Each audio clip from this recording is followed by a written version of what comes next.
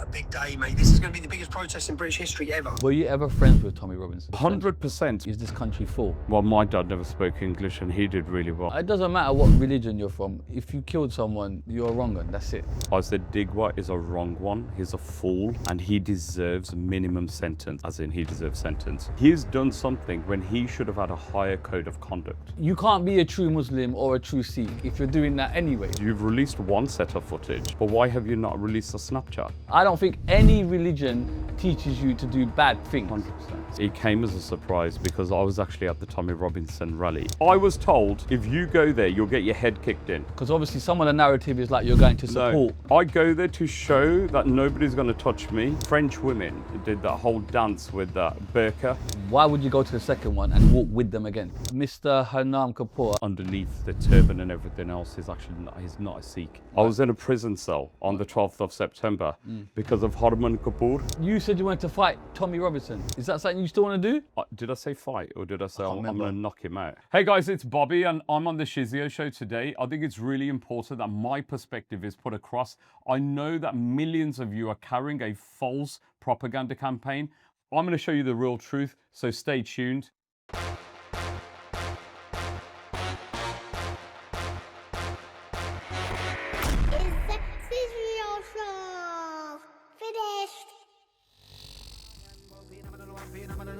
Streetlife is the only life that we know. Ghetto life, down in the ghetto we born and grow.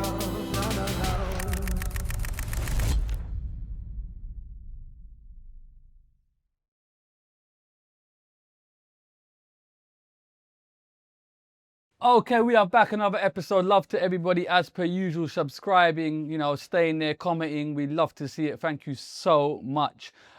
It is absolutely baking in this studio. Aircon has not been purchased because never did I think that I would need it. But let me tell you something, aircon is on the way. But for this episode, I've got to let people know it's absolutely, 30 degrees or something. It's not good, but we proceed as normal. Guest in the building. Why? Man like Bobby Singh is in the building. Thank you, brother. How are you, sir? Very good, very good. You've done the journey out here shopping, buying designer things and all that. You get me on the way. It's cool, bro. I respect it, bro. I always try to do two birds, one stone. Right. So the journey would have been long straight. Yeah. So I had to stop over That's in all Bicester. Big shout out to Bicester. Why? Are they I- sponsoring? no. No, we're not shouting at nobody until they pay the sponsorship. Do you know what I There mean? it is. You're quite out there a lot, so we're gonna try and dissect as to what's going on. I'll be honest, I kind of know and I don't know. It's like for me, there's been a new thing happening every day. Sure. So it's becoming a bit like EastEnders for me personally. Do you know what I mean? So it's been hard to keep up with it. No problem. But we are gonna talk about that. But I just wanted you to just give people a bit of background where you're from. You know what I mean? Yeah, Growing absolutely. Up, so people can just so, get you. firstly, absolute pleasure being here on your Come on, show. I know you've been in the game 2 decades, nearly No, 2 decades. I'm a young boy. So we've got a number of people, mutual connections. Yeah. And I respect the fact that you reached out. Thanks, sir. So I'm from the Midlands, I'm from Birmingham, and my background is chartered accountant, worked for some really nice companies. Now I do my own business, so been an entrepreneur for nearly 20 years. I'm just a quiet guy. I just, I love everyone. You ain't that quiet, mate. Man said I'm a quiet guy. All right. As in, you have your opinion, I have mine. Right. You know what I mean? As in, I respect everyone's opinion. Yeah, fair enough. Until you say to me, I don't respect your opinion, then I'll respond. Right. What are your businesses in? Just so people Just know. mainly property, property and finance. Right. Yeah. So you're rich, basically. No. You're buying Mulberry bags no. for nothing, bro. Like, yeah. I thought I got a bag, bro, but it's his own. Do you know what I'm saying? But it's cool. I think, you know what, God's been great. God's been good. Yeah. Because I'm from humble beginnings. Right. And everything that you see here is debt. It's good debt. Yeah. The bank's financing everything that we've got. So if I said it was my own, that would be a lie. I'm 70% financed. Where in Brum are you from? Right in the heart of Sandwell. Okay. So my main office is in Oldbury, so it's in the heart of like Punjab. Right. So when I came here, it's no different to you know where I'm situated. Do you know a lot of artists that I interview from Birmingham? It seems like the most how can I put it? everyone gets on from what they tell me. All the races get on, black, Asian, white. Absolutely. It does appear like there's a more harmonious thing going on there. I don't know if that's something. No, I don't know any different. Okay. Because I'm from there. Yeah. You know, for me to come to London was a big thing. Right. You know, when I said, let's do it over. Yeah, you did say let's do it on Instagram or Yeah. Zoom, and I said, look, Yeah. bro, there's nothing like coming there. And I do appreciate the journey because it's a But 3-hour it's journey. worth it. It's worth it. That's for very you. kind of you. So I'd say, look, Birmingham's a beautiful place, and it's got, you know, everything. Everyone's just getting along together beautifully. Yeah. So there's no hate or anything. I can walk comfortably down the road. There's nothing. It's just beautiful. Have they sorted the garbage problem out yet? That's South Birmingham. Let's Let's not. I don't go to What South do you mean, Birmingham. bruv? You're Birmingham, bruv. No. Man said it's beautiful. Listen. I'm seeing rubbish everywhere. Okay. What, is it fixed? Okay, I'm from Sandwell. See, look, now, man's not from Birmingham. I'm just from that little part, bruv. But what's So, going on there, bro? I don't know. I think Birmingham Council went bust. Right, I'm under Sandwell Council. right. I promise you, the amount of times I go to Birmingham, as in like, you know, to see that is very rare. Right. So we don't see it. Like Okay. the areas that I cover and I'm from, there's no rubbish Because problem. we see it online, do you think they're just blowing it up a bit to more than what it is? No, it's bad. Is it bad? It is bad. I think it's so bad that people are now paying for it themselves to be removed, which is... How is that a thing, man? It's crazy, bro. It's bad, isn't it? It is Yeah, bad, yeah. man. You'd think you pay your council tax and the least they owe you is to fulfill the basic services. Right. However, big shout out to all of those amazing, beautiful Asian people that are picking it up for their neighbours. Right. And people are doing all sorts of things to keep their neighbourhood clean because Yeah. Birmingham City Council has effectively failed them. Mm. And of course, I mean, like several years down the line, they're still sort of in a dispute. I have no idea. I've not been following You're it. an accountant, bro. You should get in there, bro. Do the numbers, man. Fix it, bro. Come on, man. So listen. No? I can't work with Birmingham City Council. Sorry, no offence. I writ off all of the councils about 15 years ago. Try to work with a council and you'll understand how hard it is. Side note, Akhmed Yakoob's been here and has said he's going to be the mayor of Birmingham. Any thoughts on that? I supported him and I still do. Okay. I still do. He's a good friend to me. Right. And, you know, he's a man with a personality. And Yeah. when he stood for, you know, Birmingham mayor, I was actually a part of his campaign team. Okay. So no issues, stood in front of all of his people. Think he's Yeah. a great guy. Sometimes I think some of his, you know, viewpoints now are a bit harsh and, you know, he's been quite a little bit divisive. Such as? You know, such as, I don't know, such as, you know, his I don't want to go into All right. but I can, but I think I owe it to our friendship. Oh, fair That enough. he's a Yeah, man that represents himself Right. and I will support a brother Right. if he needs my support. Right. But I think he should be all inclusive. Like Right. he shouldn't like, you know, just be saying like, these are my people and I stand for my people. He should have more British English people as Right. part of his team. But does my people not mean everyone? No? I don't know. Is that not what it's If I called? say my people and everybody behind me is just people of my colour, Right. you know, that's literally one. Right. Yeah. So if I say everyone, it Mm. means that you should show all demographics as part of your team. Yeah, but then you got to go around and find a white man in Birmingham and say, hey, bruv, come here over here, mate. Stand there, please. I've got a video to shoot, bruv. I think if you put it out there nicely, they will come to you. Yeah. And that's what we should Are be. there any white people left in Birmingham? Because there's none in Ilford. You know, the funny thing is, there are, but you have to go looking for them. Right. And that's where we are at the moment. Right. And if we talk about this, then we're seen as divisive and troublesome Why? because the opinion is that, you know, migration is good, all forms of migration is fine, there's no issue. So if somebody like myself says, actually, do you know what, I disagree, I think migration should be controlled and it should be reversed. And then once we've got an effective check after year 1, year 2, we should reconsider bringing people in.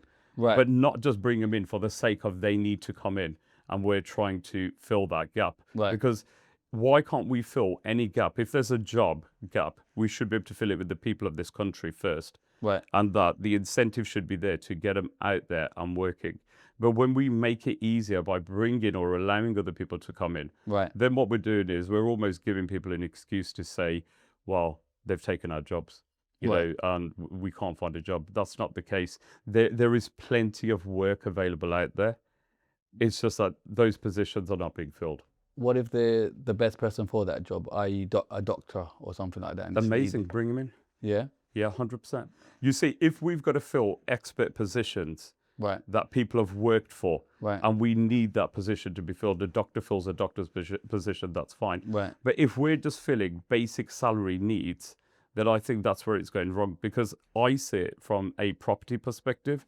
So I see housing, and I saw the diabolical situation 2-3 years ago, where there was 10 to 20 people chasing for every rental property. Yeah. What that effectively is doing is that's pricing people out that live in local areas because other people need it. And then it becomes a little bit unfair. So imagine how many times can an individual lose out to a property before they become toxic, Right. angry, and perhaps even racist.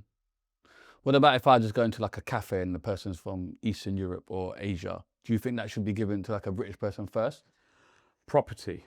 No, I think property should be given to who deserves it first. Yeah. No, I'm talking about workers. Like if I go to a cafe and workers. someone's pouring me a coffee, No, or no, a no. waiter. I think jobs should be given to those that have got, the accolades for it. Right. So you can't discriminate on where they're from. Right. If someone's prepared to put in, so I give jobs based upon, Skill set. Academics. Right. Yeah. Right. That there is no prejudice behind how they've come here and what they're doing. As long as they've got the work ethic, Right. they deserve it. But then that goes back to the best person gets the job. It shouldn't be matter where they're from. 100%, the best person gets a job. We've got no issue with that. Right. But what if there's 100 people competing for that job? That's life. That's competition. No. That it shouldn't be like that. Okay. What do you If mean? there's one job Yeah. and there's 100 people applying for it, Right. I would turn around and say, why is there 100 people applying for that one job? Because they want to work. No, no, no. Why is there only one job for 100?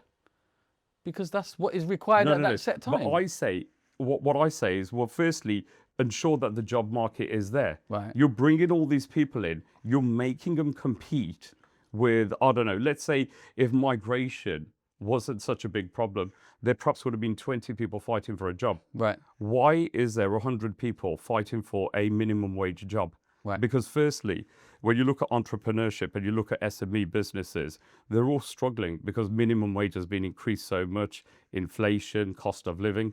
So you've seen businesses going bust. Birmingham particularly is suffering with restaurants, really nice top-end restaurants closing because nobody's spending money. Right. That ultimately is resulting in more unemployment. If a restaurant closes, it's going to make 20 people unemployed.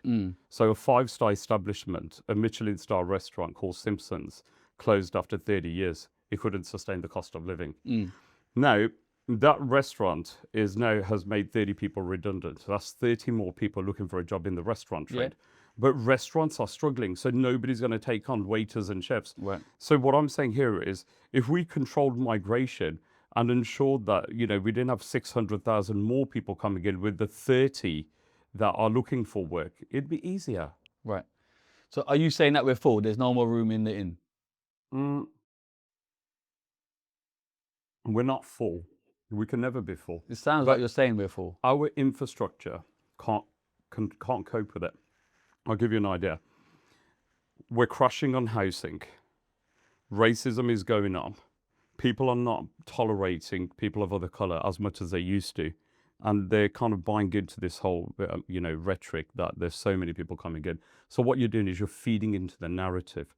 I would turn around, and if I was running the government, which I respect Labour, by the way, Keir Starmer, He's gone, mate. Bye-bye. I know. And to be fair, look, if you look at that situation, what did Keir Starmer do for migration? He brought it down from net migration in of 600,000 to 300, Right. to now it's 100,000. Right. 500,000 decrease. Yeah. You're going to give hats off to the individual. Right. Now, I'll tell you how I felt it.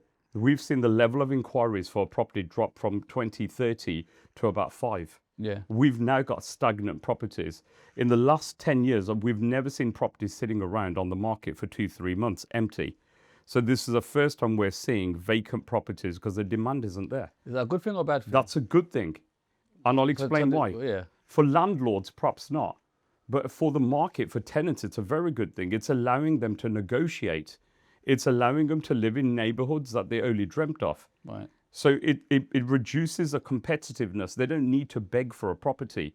Now is the best time for them to move if they want to move. Right. So I'm saying this is really good to ease the tension and obviously to make people feel better. Yes, the government is listening, and yes, they've reversed this in big numbers. I say until you don't take control of what the country feels and looks like, until we don't understand who's in the country, what is their skill set, why should we just be bringing in more people blindly? Right. That's it. And of course, the government also brought in a great deal of students, and I feel sorry for them. Right. Because the universities rinsed international students. Yeah. They used How much is it a year? 10,000 for a UK no, I student. think, yeah, 10 international. International, but 20, 30, I don't even 30. know. Is it, it's 30 grand 30, a year? yeah. Yeah. Now, we also know that not every degree holds the same weight. Correct. So when you see international students coming in on a real basic degree, Yeah. they're being rinsed for 60,000, say 2-year degree, and then at the end of it, there's no certainty of a job. But if they're paying their way in, is that not good for the economy here then? Well, it depends. If that was your child, how would you feel? Obviously. But I'm looking from the perspective of you're here, right? Yeah, You're, but and you're I saying say- that migration should be Yeah, but I say we should be looking at it not from lining up the pockets of universities and institutions. right, We should be looking at it from fairness. right, You know, you're rinsing third world countries like India, right. and you're bringing students in, and you're giving them an average. Well, firstly, these so-called universities are not even regulated, are they? Because there's plenty here in London. Yeah, yeah. And what are they doing? They're simply using the name university, and they're bringing in 100 students and giving them a basic degree and then sending them back to India. But when you talk about fairness, if you think about what British have done, let's say in India and these countries, why are you smiling, bro? You're saying it's fair. Is it now not fair for them to come here now and reap some of that and reap some of the benefits that could Okay. benefit their life? Okay, 100%. If they want to come here, it's good for them to come here and try it, but they need to understand the probability of them turning back with not a lot to show for it, apart from a piece of paper, is really high. Right. So it's all well and good saying, go into debt, come to the UK, sell your assets, get an education, Okay. and then there is high probability you won't get a career in what you've got your degree in. Right. And then you'll just work on basic minimum wage. Right. And now they can't afford to live in the UK. So chances are they'll end up getting their education going back just with debt. How is that a good thing? Okay. Education aside, Yeah. they come here to strictly work. Argument's sake, Uber driver. Yeah. They want to earn money, send it back home because a pound here goes a long way back home. Yeah. So can they not come here and reap those benefits? Absolutely. Reap those benefits. But does the UK need another Uber driver? No, but you said, but given the fact that you said what the UK has done over there, are they now not allowed to now come and reap benefits here? Okay, fine. If we Fair look at is it, fair. if we look at the East India Company 200 years ago, and Right. if that's what you're comparing it to, what they did in India. Right. I'm talking about all countries. Let's Okay, say. yeah, 100%, 100%. But let's say I'm going to look at India Right. for starters. Yeah. Well, we were rinsed then, and we're being rinsed now. Right. The education in India is perhaps 10 times better than the education in the UK. Right. If they come from India with an international degree, they'll probably get better assets, better jobs, better everything than getting a degree in a unregistered university in the UK. Right. Which is why a lot of these universities are now closing down, because they were scam centers, weren't they? Yeah. Because when you look at it, really, people were paying, but the paper that degree is written on is worthless. That's the educational route. Putting that aside, The Uber driver route. let's say the normal work. I want to come here and work and earn money. Okay, so what route would you apply to come down? What route? You tell would it me. be? Work I visa. don't know. Work visa. I don't think work visas are just being handed out to people on a. Okay. What I'm saying is, work visas, and I don't know. Remember, I'm not into all of this. Yeah. Well, I have. By the way, I have a license. So I do have a license, and I have a license to bring people over internationally to work in my business. Okay. I tell a lie. So I tell a lie. This is my relationship with international. I took on somebody because her mother said, please give my daughter a job. She's an international student from India. Right. She's done an MBA. She's doing one in Wales right now. Yeah. And her mother-in-law, which is, her sus, so she's married her son. Right. Son never got to come over to the UK. He got stuck because he didn't have the right paperwork. So he's in Punjab. Daughter-in-law's come over, and she's going to university, and she can't get a job in the UK because they're allowed to work 16 hours. Right. So she says, can I please get my daughter to work for your business? I said, okay, fine.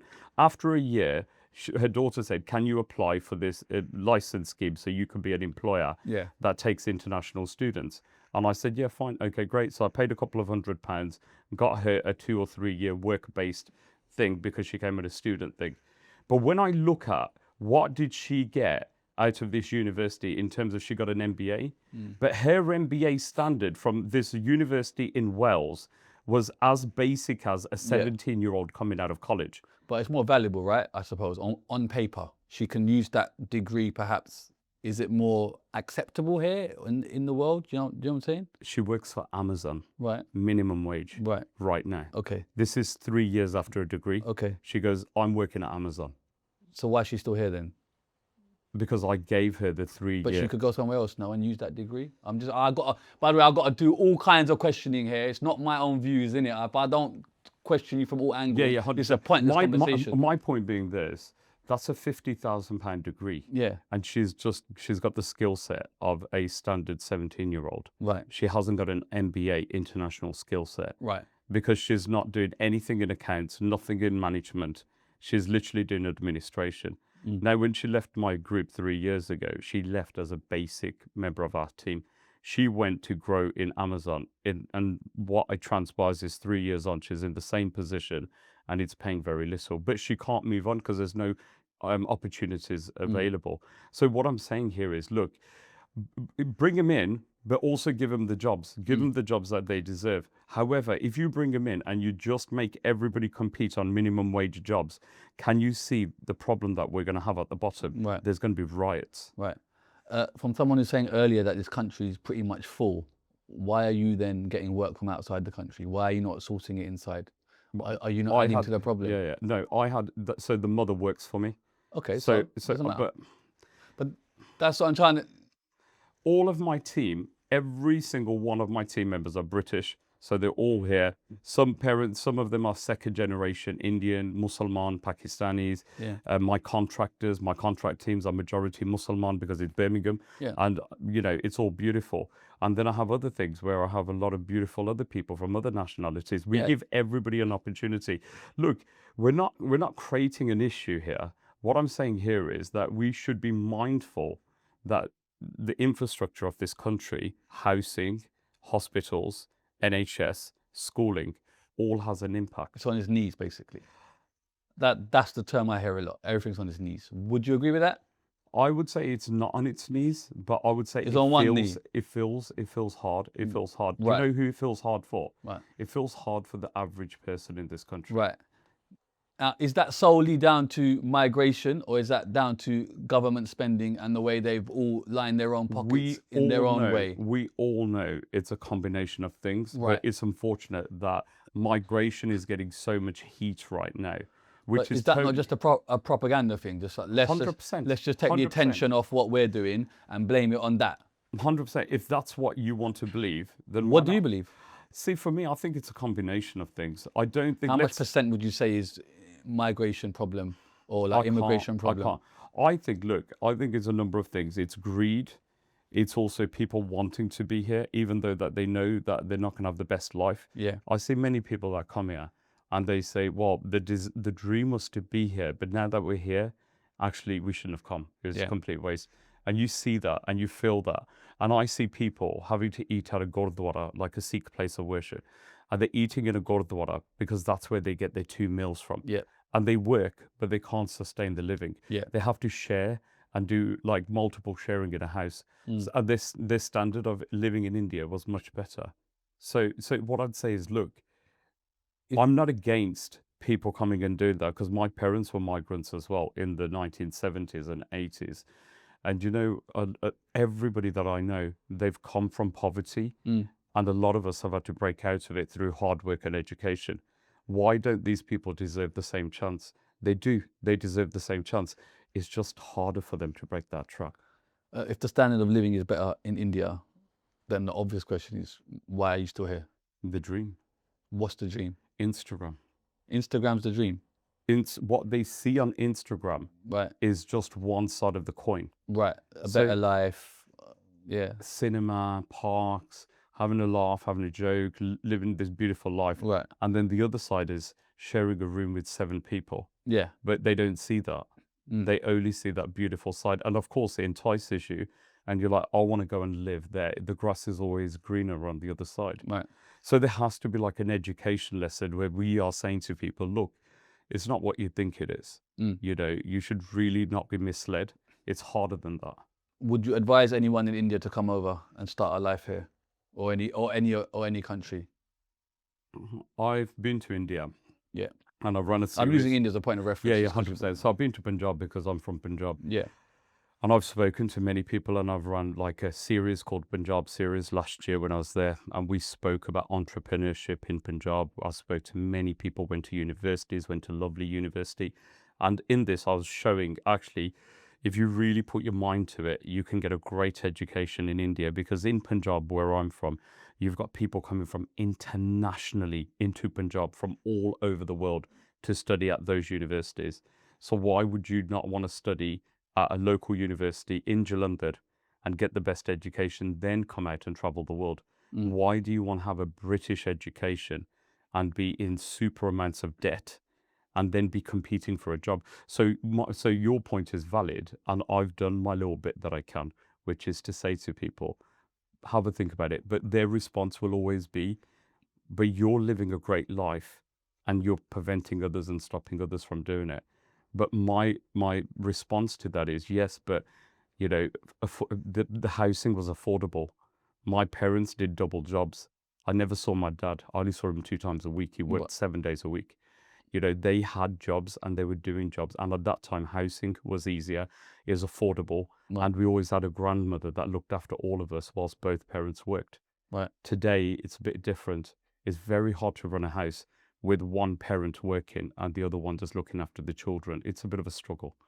What if education is not on the options and someone just wants to work hard? They just want to work hard. Would you advise them to come here? Yeah, why not? But I haven't seen, I don't know what labour feels like. I know in the Midlands, I feel that people get jobs, but I also see the other side of the coin where they are abused. So you want to work hard, but you can't work Abused hard. how, As sorry? in the income is not shown. Right. So they are paid below a minimum wage. Right. So it benefits the boss. But when it's compared to where they're perhaps coming from, they might see it as it's still better than where my current situation, where I was. Do you know what I'm saying? Yeah, and that's the decision that people have to make. But would you advise those people to come here for a better life without the education? You know, it depends how hard the situation is in their own country. Number 2, it depends on how much debt are they going to carry. So what are they going to sell to come here? And Right. if all of that stacks up and their parents don't go without, so they've still got their assets in wherever country they're from, then why not? But if their parents are leveraged up to their eyeballs and they're having to sell their land and their jameen to come over, only then to work and graft here, I'd say no. You're better off holding on to your assets. But can you see there's scenarios in which you say, come on over? Yeah, there are scenarios, there are plausible scenarios where you can say to people, come to the UK. Yeah. But on the flip side of that, you're telling me we're full, don't come here. Yeah. We don't have space for you. So can you see how it's kind of, there's like a paradox there? I'm trying to understand your mindset, because in one hand, but then that it's not equating. Okay, fine. But I'm not a, what's it called? I'm not one of these individuals that brings people over. Yeah, So, no, I'm not someone. Number two, my businesses don't rely upon third labour countries, so I don't need people from abroad. Yeah. So I don't know about all of these things. Right. And I think I can't speak on behalf of the labour market. Right. At the moment, there's 1 in every 7 students that are graduated are unemployed. Yeah. You know that, don't you? Right. Okay. If 1 in every 7 are unemployed, we are right now going through the highest level of unemployment that this country has seen. One of the highest levels. Do you agree or disagree? Yeah. Okay. I agree. So my point being this, what are you coming here for? Right. But when you look at what they're living, how they're living, is you've been to those countries. There must be better countries than the UK. Right. And there must be countries that actually require their labour. Like it could be, I don't know which country, but if the UK can't fulfill it, and let's say employers are abusing it, up and they love cheap labour. Right. Why do we want to see that? I need a yes or no answer, Bobby. Is this country full? Yes or no? Because I'm getting both sides of it. Give me your honest answer. currently today? I'm from Birmingham. Yes. I'll speak for Birmingham. Okay. Birmingham's fine, it can handle more. Okay. Yeah, I can't speak for the UK. Right. Okay. But then again, that now you're saying we can handle more. Pockets Right. of the country. But there is space. That's what I'm trying to. Do you get what I'm trying to say? What is the point of having space if you don't have the amenities, if you don't have housing, Yeah. if you don't have school places for your I children, hear it. and they don't want your parents here, they just want you here, not your wife here, not your children here. Yeah. Is that a life? I hear it, but maybe you at least land here and you find your way. Like your parents, you say, and they'll work twice the jobs. My parents, they worked hard, they hustled everything they could just to get an opportunity. Sometimes you've got to be pitch ready to play on the game. So if you're on the sidelines waiting for the opportunity, perhaps do you get what I'm trying to say? So if you've got your masitai, fufur, chache, mamia, and you've got family, basically. family, then you've got someone to move in with. That helps, doesn't it? Right. So if you've got that, come. If you don't have that, and you'll come in here on a punt that people will look after you and that they will bring you in, don't do it. Because I've seen so many people that have been living on the streets because they came here under the illusion that everything would have been fine, and now they're living on the high street, Right. and they're living under a tent. Right. So my perspective on this is, look, it's better to eat less, but eat with anak. It's called anak pride. Have your pride. Right. So eat less, but be proud. And if that can be created in the country that you're in, then do it there. And also, I believe that there's many other countries that are perhaps doing a lot better than the UK. Because where the UK ranks right now in terms of economical viability, look at the Keir Starmer. He's booted out because the country's in a bit of a hole, little pickle. Yeah.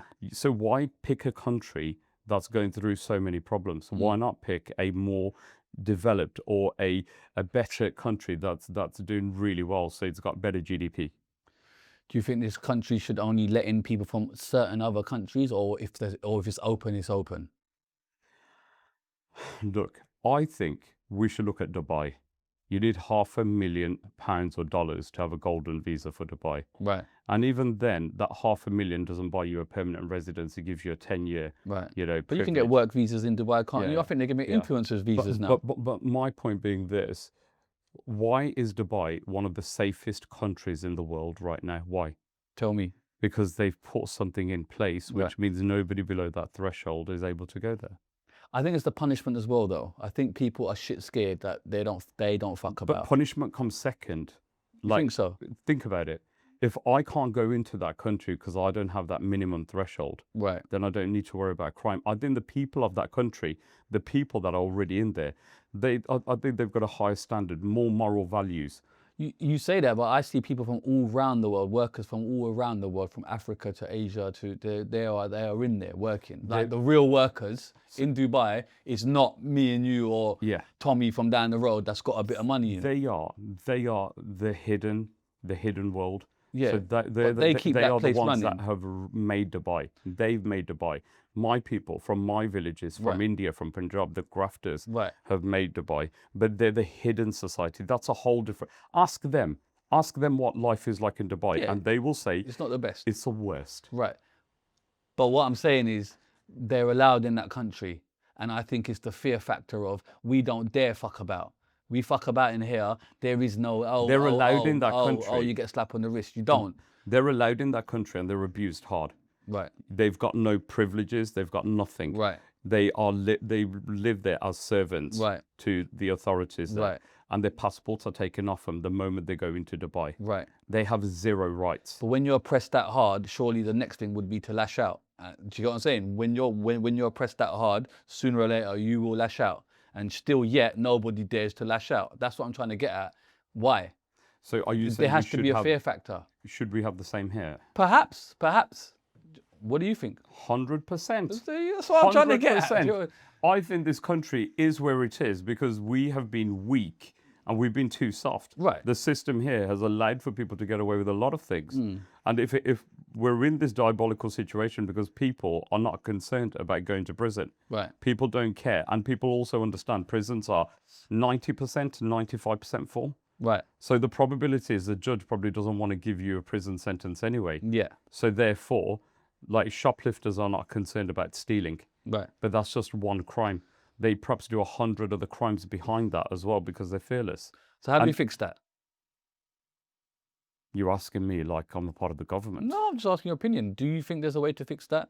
Build more prisons, do something, get an island like Guernsey and just drop everyone in there like Predator and say, right, you lot just crack on on the island, we don't care. I think You if know what I there mean? was, Run your own fucking thing. I think if there was an easy fix, If you escape, we fucking shoot you. Apart from that, stay there. I think if there was an easy fix, Yeah. it would be in a better place. But there's Yeah. no easy fix. Are we at the point of no return? Because No. it's that fucked. No, we believe in a concept called Chardi Kala. Right. So What is that? Chardi Kala means uplifted, positive spirits. Right. What it means in every aspect we see optimism. Mm-hmm. Yeah, there is always optimism because everything that is going on around us is by God's will. Right. So this is all God's will. Yeah. So therefore, if this is God's will, we take it as a challenge, and that means that we have to do our part to play to make sure that we reverse it. But how do we reverse it if the government doesn't lend support? Right. So the government has to be on our side. So if we say, look, there's a few things that we can all collectively do, which is why don't we deal with people with mental health? Right. Mental health is leading to more people living on the streets. Mm-hmm. So where is a mental health coordinated camps and hospitals or whatever? People are losing it. And that mental health issue in this country is now so big after COVID that it's exploding and we don't have no support for these people. How are we supposed to help those that can't help themselves? And the government is unable to help them because it doesn't have resources. Does this just boil down to money? We don't have enough money, or we're not spending it in the correct manner. I don't. But if it's COVID, we will build an app for 12 billion. Yeah. We'll build that 50 billion. because we'll find that. For Allegedly, don't cancel me. 50 billion for bounce back loans. But that's what I mean. So it would appear that the right money is not being spent. What money? Do you know what our debt is? What- What's our negative? I don't know, trillions. Where was it? Silly money. Elon Musk money. So we are, I think last time I checked we are 2.7 trillion, Yeah. which Right. is our negative position. So we're fucked then. We are at the point of no return. We don't have any money. Elon's not going to bail us out. Hey, Elon, let me show. Do you understand what I'm saying? But what I'm saying here is, but we're being taxed harder, aren't we? Of course we are. So we're paying more. Yeah. As we're paying more, we're choosing to live a better life elsewhere. So we're exiting the UK. Right. So the higher earners would prefer to go to places that are punishing us less. Can you blame them? No, 100% not. Why would you not go? Yeah. And the condition is that you can only come back to the UK for 3 months at a time. You can't stay here more than Summertime, 90 days. innit? I'm out, bro. Summer's over. Fuck yeah. There's many countries in the world Right. that one could stay in and really enjoy and come back to the UK just for 90 days. Right. But the point here is that because the government needs the money, they're prepared to tax people, but they're not going for the Elon Musks. But, They're not but why going not? Because surely there's more money there. I think they're compromised. How? They're compromised. I think that money is being collected by, let's say, America. Right. And then America dictates, Right. hold on a minute, he's paying to us. He's not Right. going to pay you and to us. So in actual fact, this is what you deserve and this is what we'll take. We need a leader. We need a leader who's going to turn around and collect as much money from these global $1 trillion valuation companies and go in there really hard and collect that money, irrespective of what happens with that international relationships. I actually respect Donald Trump. I respect him. Because at every single point, whatever he does, he just goes and does it. Right. And then everybody runs around begging him to change his mind. And then guess what he does?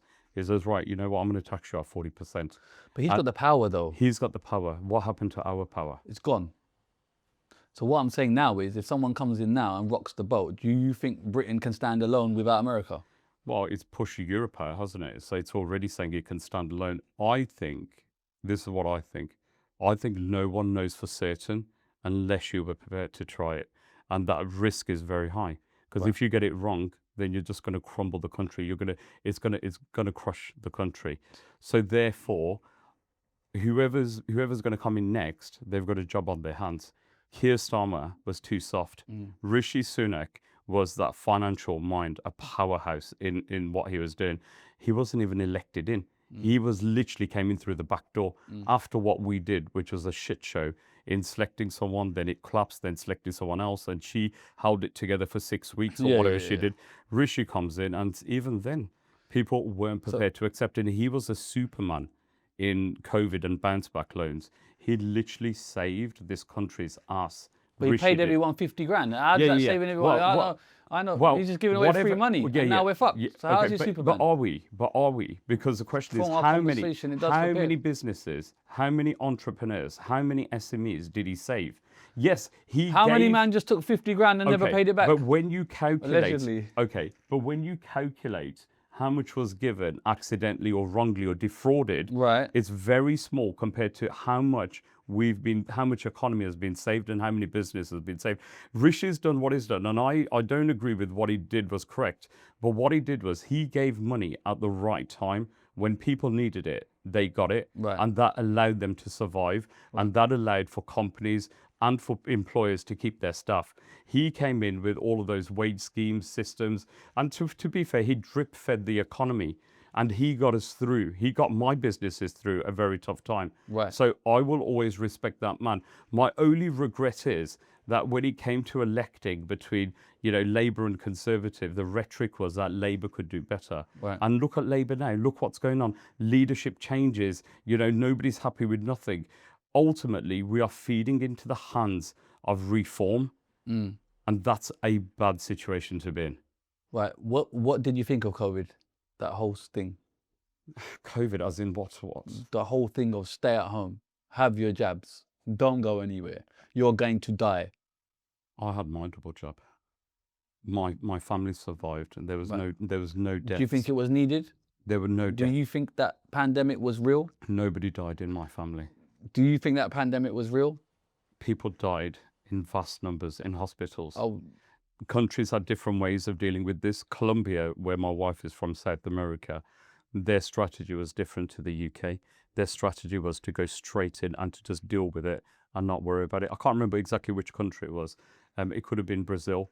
But they just said, no, we're going to go straight in. I think Sweden did something like that. I'm not sure why. We're going to go straight in. Nobody's going to sit at home. Whatever's going to happen is going to happen. We all got to go through it. So let's just go through it. Boom, bang. UK did it slightly differently. Can't look back in hindsight and say we could have done it better because maybe we say my opinion is, look, we give this country over to a government to run, and we give it to hundreds of really good MPs to try and run it in a way not to be abused. And to be fair, it was abused. Look at that lady that stole hundreds of millions of pounds in the PPE scandal. The fucking government geezer was kissing the other one. What are you talking about, bruv?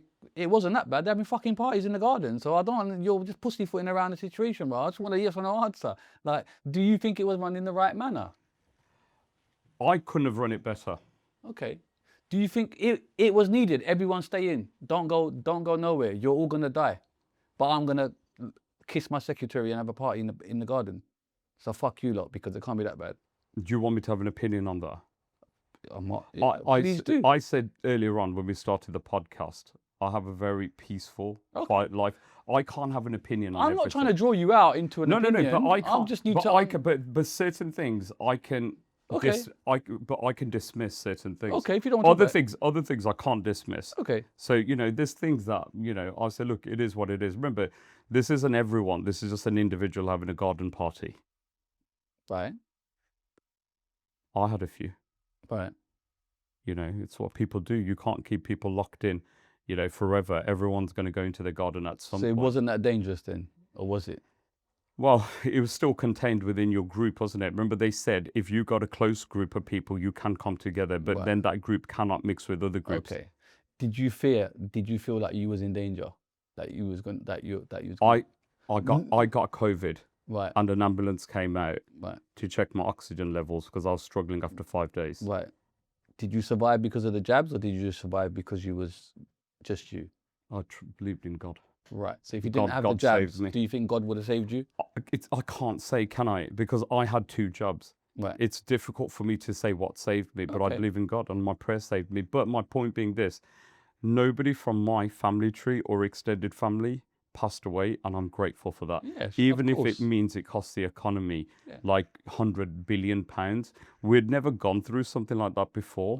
So the fact that we went through it for the first time, how do we know if we came out better or worse? You know, I'm just curious to see if it was done for the right reasons. That's all. I got to ask that question. This whole lockdown thing. Well, was it done for the right reasons? You know, Shizzio, I never look back. Okay. And I've even forgotten about the COVID. Okay. We've probably had more of a conversation around COVID today than I've done in the last 3 years. Only because I have a mindset which is progressive. Yeah. So it doesn't go back and critically think like, oh, what about that? Look at that. So I don't have one of those. I have like an optimistic mindset, which is to say, I love that. I can deal with the today and I can deal with tomorrow. But if it happens again, then you will look back, won't you? And be like, well, hold on, what happened last time? Did I tell you how I spent COVID? Did I tell you how my family? No. So I spent it on a beach in South America. Right. So COVID didn't affect me. Right. But I got it, and then I went off to South America. So, you know, we had lockdown 1. So you got it, survived. And then for lockdown 2, And then 24 hours. Some day and over. 24 hours before we got locked down second time, I was out. Doesn't sound like a man in fear of his life. That's what I'm saying. Anyway, we've Hold gone on. somewhere else, bro. We've gone somewhere else, innit, bro? You gotta say it. Yeah. We can talk forever. I'm just saying, bro. This guy's thinking, the what man, the no, fuck? what, bro, I'm just saying, innit? The man, listen, bro, it's not going to be easy. I'm just going to talk my fine. mind. Okay, would you advise this current Prime Minister to cut ties off with Trump and to look after the UK first? No, Trump's necessary. Why is he necessary? He's a For superpower, protection? man. No, Trump's just a good guy. He's a superpower. Is he a He's a superpower or is he just, He's a you do what he says? He's a legend in his own right. Legend for what? Because he was in The Apprentice? Legend in the fact that, you know, I don't see the American market collapsing. Right. Where he's taken America financially is phenomenal. Right. America. Is that by taking oil off everyone? Or is that by something else? Well, Sorry, if you allegedly. look at, if you look at the markets, they're performing in the region of 500% better than the UK in the last 20 years. Right. So that means the Americans are far more richer than us. Right. Under his leadership, they're doing really well. I anticipated that the American markets would have collapsed by now, Right. but they've carried on going higher and higher and higher. What I thought was a bubble has not appeared to be a bubble. Right. What I'm saying here is, look, if America's doing well, they're taking us with them.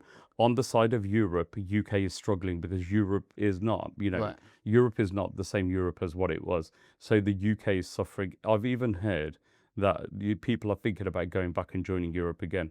That's Right. what I've heard. And I think you've heard that. I'm going to get to that. Yeah. Do you think America's done well ethically, though, in regards to how it's gone about it? Can't say. Why can't you say? Because I don't follow America that closely. Oh, drop me out, bro. Man follows Trump now. I don't follow them, bro. No, But as in, how what do does your gut feeling say? My- I don't know. my- When you go to other my gut countries, feeling- perhaps, and there's now wars going Okay. on, and you're perhaps So- starting them because they didn't start with you. Okay. And now, like, those are oil-rich countries, allegedly, and now you think that's So just... I'll give you one scenario. Mm. Trump picked up that guy that lived next door to Colombia. What, the Venezuelan guy? Yeah, Venezuela. So he Right. picked him up, clean sweep, Right. 2 minutes, picked him up, he's taken him. Yeah. Now, how this affects me is that when we go to South America, Colombia, we see millions migrating over to Colombia. Right. Yeah, this was negative for Colombia, Right. right? Because you got all of these people crossing the borders and they're going for everything that Colombia's got. And Colombia was becoming hostile, like what's going on here? Yeah. We're being bombarded. Mm. So, you know, he's gone and dealt with that. And now look at Venezuela. Mm. Do you ever hear of it? Do you hear problems? Do you hear about the country sinking? In fact, if you go there, people are saying they're having the best time of their life. They're Right. really enjoying building their country. Thanks to who? Who's their hero? Donald Trump. Right. So you see that individual, yeah, I'm sure there's lots of wrongs, but there's some goods in him as well. Right. You know, he's gone and done other things. I'm not saying I'm a complete supporter of this man, but he's Where's your MAGA certainly- hat? You left it in the car, bro. No, I'm joking. He's certainly, look, he is who he is, you know, and we can't change that. Does the UK need him? I think we have a special relationship with, Right.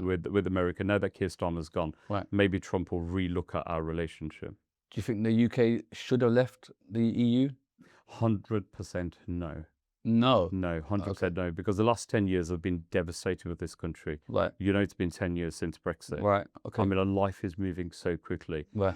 I was distraught that, like, for me, the most painful feeling was waking up in the morning, knowing that we were going to become more racist as a country. Right. Because losing our place in Europe basically meant that racism was going to go through the roof. Right. And I think it was unfair, and we've all suffered as a consequence. And I know people say, oh yeah, but look how good we are, look where we are. Where are we? I've actually gone to Poland, so you know, I have family out there, and I used to always think that Poland would struggle, it was suffering, but in actual fact I'm amazed by the quality of their infrastructure, their roads, their networks, the quality of how they live. In fact, Poland's doing really well. And why is it doing well? Because they took everything from here. And when they were told that we don't want you here, they went back and they built their own country. Right. And for that reason, I give the Polish max amount of respect. Because when the time came, they didn't turn around and, you know, fight to stay. There's no issue. Let's go. Right. And it impacted us because I was the largest Polish supplier of tenants, as in properties to tenants. In 2010, right the way through from 2009 through to 2014, we had a 5-year period where we were the largest Midland supplier to Polish individuals coming over from Poland. And I loved everyone coming over because hardworking, they've really put a lot into the British economy. And I missed that.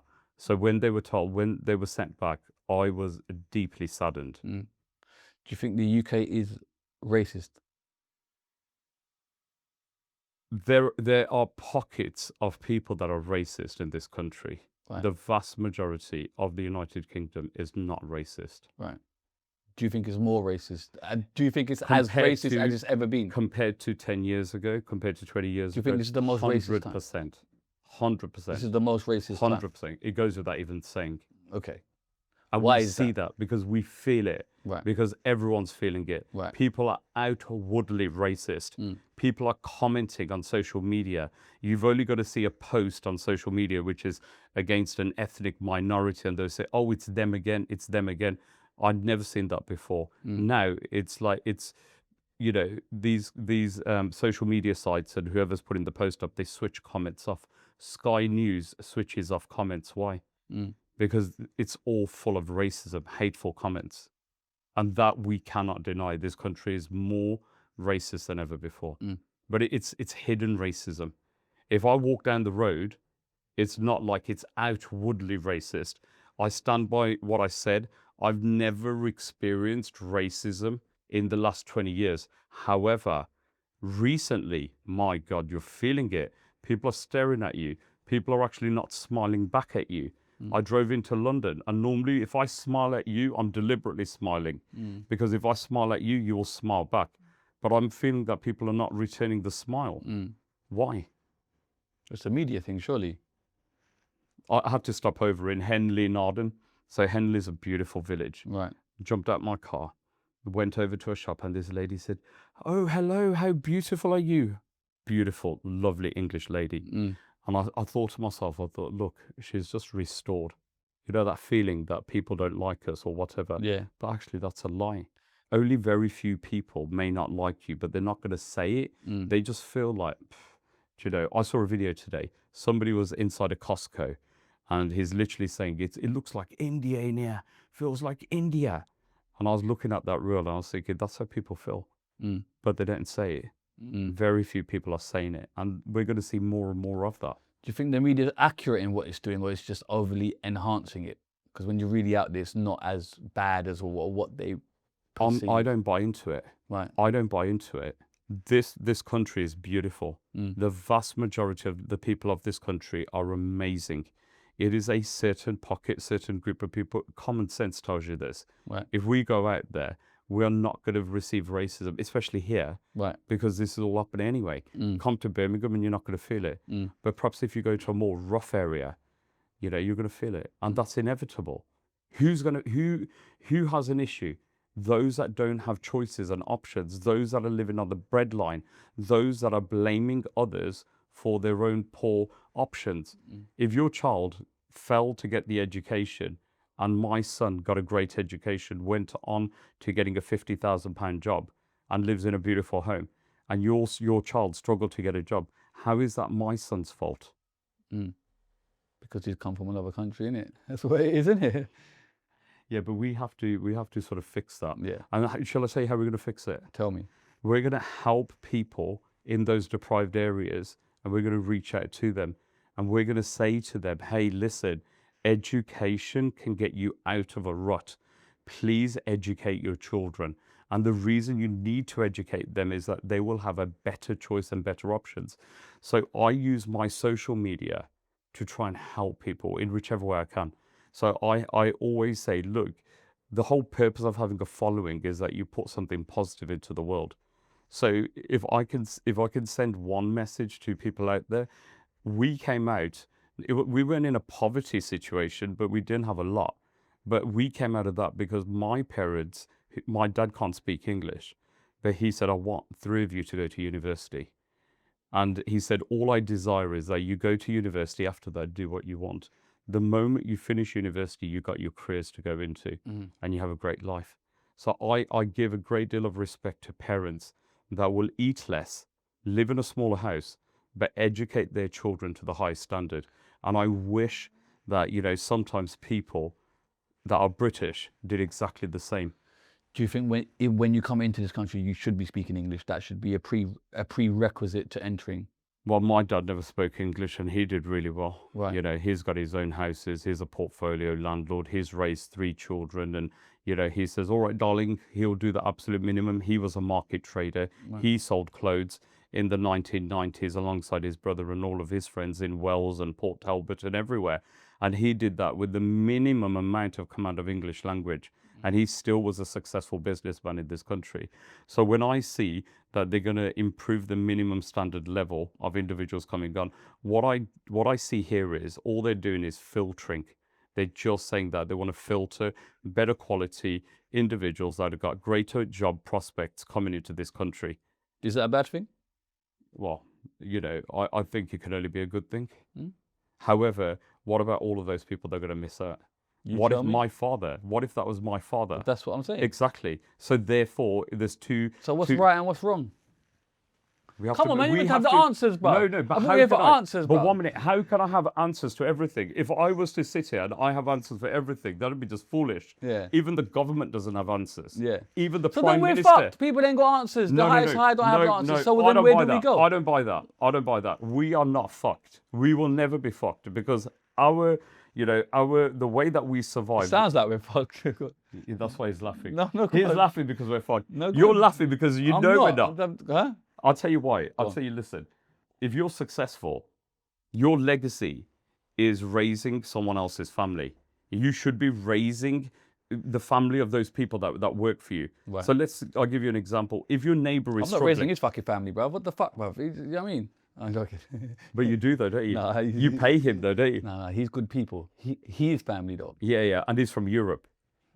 Yeah. Yeah, exactly. And he deserves every opportunity. Immigrant, you get me? Come in here, stealing our jobs, bruv. You get me? And what are we? I should have got What a are British we? cameraman Hold on. to edit my shit, bruv. He's more welcome here than you and me are. Exactly. Why is that, bruv? We know that. Even Let's you know fucking that. do him, bruv. Let's fucking do him. No, bruv. don't Drinking do my that. prime We drink. need him. We need him. Oh, I he need makes him. us look good. So it's like everybody's played a game. Everybody's played a game. But then on the flip side, isn't that the most beautiful thing about the UK, bruv? It's just a melting pot, man. You don't see it anywhere else. People from all around the world, man. Do you know what it is? Man fears what he doesn't know. If you just took the time to know, perhaps you wouldn't have that fear. Do you know, I think the answer is in calmness. Right. Like, I think the answer is that as long as we're doing an extra 1% for the world, you know, if you've done 10% this year, try to do 11% next year, try to improve. Some of the greatest people that I know actually put more into the system financially than they take home. So this is like proper practicing Sikhs. So in Sikhi, 10% of what we earn goes back into the local community. That's a minimum. Amazing. But it should be more than 10%. Right, but you give what you can, innit, I suppose. Yeah, but I know people that are giving 20, 30%, and they're literally living on 20% because their houses are freehold. So, as in free, no mortgage. and the kids are independent, and all they're going to do is eat food. So But they it's have enough frustrating when dis- you do that and then you go A&E one day, you're stuck there for 12 hours and you think, Yeah, what the fuck is my money? I took my mum to A&E about 3 months ago, Right.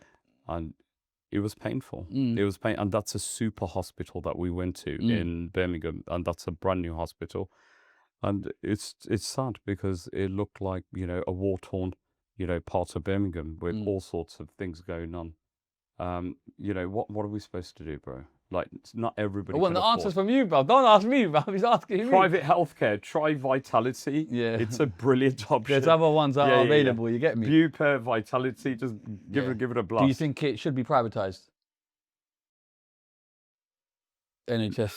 I look at the state of America and look how they're struggling. Look how the poorest are struggling.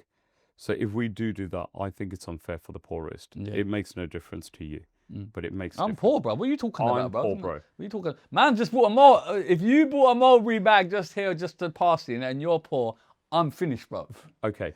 I will never buy anything full price because I'm Punjabi. No, I hear it. The bag had a 70% discount. And when you're a Punjabi, you can't say no to 70% How much off. was the bag? The bag was like 6, but I got it for like 2. Show me the bag, bro. Come on, let's see it, bro. You're plugging Mulberry, by the way. I'm not plugging them, bro. You are. I'm like, saying they haven't. you paid £300 for this? No, I paid like 2. Okay. Ladies and gentlemen, you could have just gone Primark. All right, I hear it. Can I tell you why I paid 2 for it? Why did you pay 2 for it? Because Where's the tree? Doesn't Mulberry have the tree? It's a fake. No.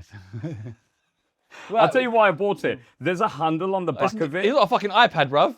Yeah, I just wanted it for that. Right. But my point being They this, duped you. trust me, look, when I Right. was growing up, I didn't have any money. My dad, like, when we went to, I got to go Alton Towers. He was like, and I go, Dad, I need £20. And he goes, why? I used to have uncomfortable conversations with my dad, and he used to go, son, you don't need £20, you need £5. I love that hustle. My dad made me an entrepreneur. We love that. hustle of going to the teacher and giving her a tenner, and she says, but it's £20. I said, but my dad says that's all we've got. Love. Your pops is on it. Pops is on it. Listen, we've gone all over the place. Talked about Tommy, bruv. What's going on here? Because I saw you on his march. 2 times. Right. Explain the mindset, because you was Team Tommy. No, I was there as a VIP special guest media pass. I don't give a fuck if they roll out the red carpet, have fucking rose bearers. You were there, innit? Yeah, yeah. You're covering. Yeah. Right. I was told if you go there, you'll get your head kicked in. Right. That's what they said to me last year, 13th of September. A message went out everywhere saying, avoid London. And this went out in all the circles. Avoid London because you're going to get your head kicked in. Right. Tommy Robinson's got a rally. Right. So you go there. Damn right I do. Right.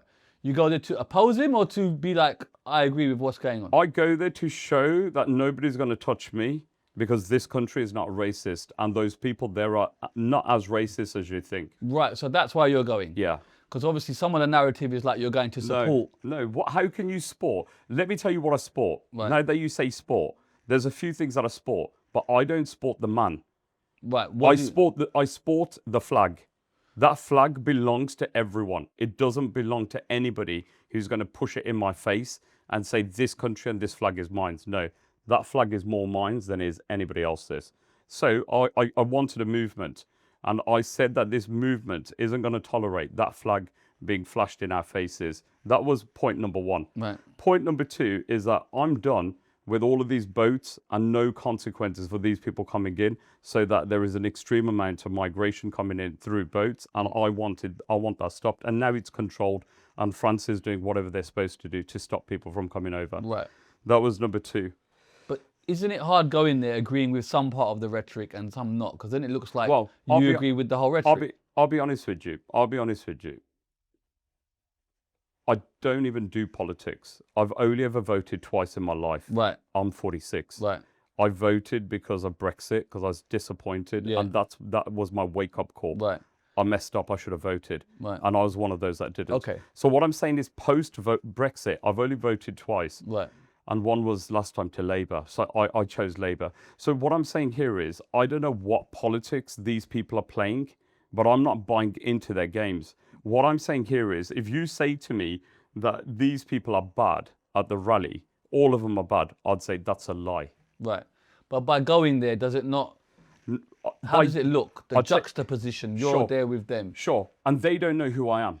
Right. They don't know if I'm a Sikh or if I'm a Muslim. Right. They're asking me the question. Right. What are you? What does it mean? What do you mean, what am I? Okay. I am who I am.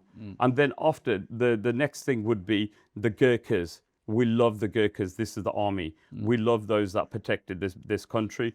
Okay, great. Can we hug you? Right. Can we get a picture with you? Of course you can. Hold on. I was told that I was going to get my head kicked in. What are these people doing?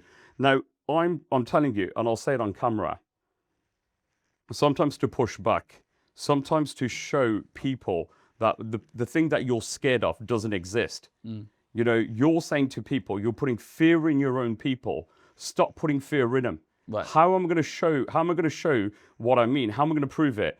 Watch me go and I'll show you. Right. So I went there, I got bloody jumped. Everybody's hugging, kissing.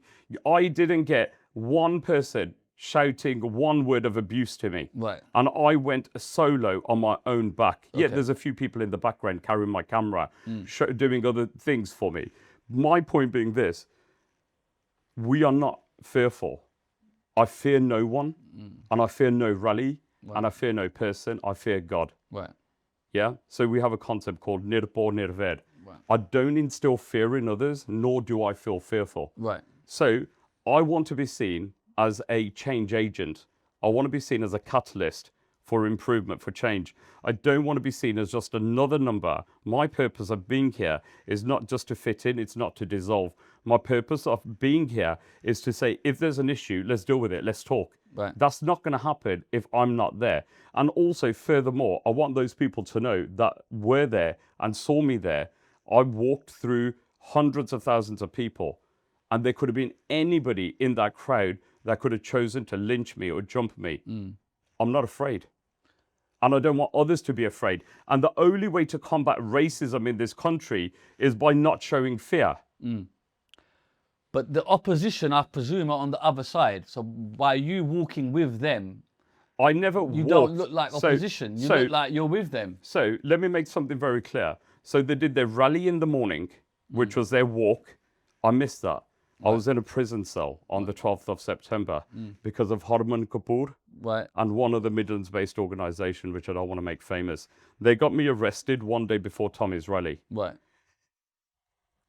I had to make it my core purpose to come out of a cell 3 a.m. at night on the 13th of September and be in central London for about 2-3 o'clock. Yeah. I'm happy I missed the rally. Right. I'm happy I didn't walk with some of the nasty people in that rally. Right. When I got to that rally, it was all stages. And I'm happy I was there. I was in a privileged position and I stood there and I said, okay, fine. Now I'm standing here. Where is the lynching? Where are the people calling me out? I did, however, see a lot of derogatory things. Such as? Which I'm remorseful for. Because I can't control what happens on stage. Right. The last time I went, they did the French women did that whole dance with the burka. Right. And disgusting. Right. And the guy with the bacon on the shoulders and all that. Yeah, disgusting. Right. But the ladies, that made me feel sick because, the way to look at that is that I'm here and there's no way that I can turn around and say, oh yeah, but I don't support that. But I'm standing here. And that's a sad reality.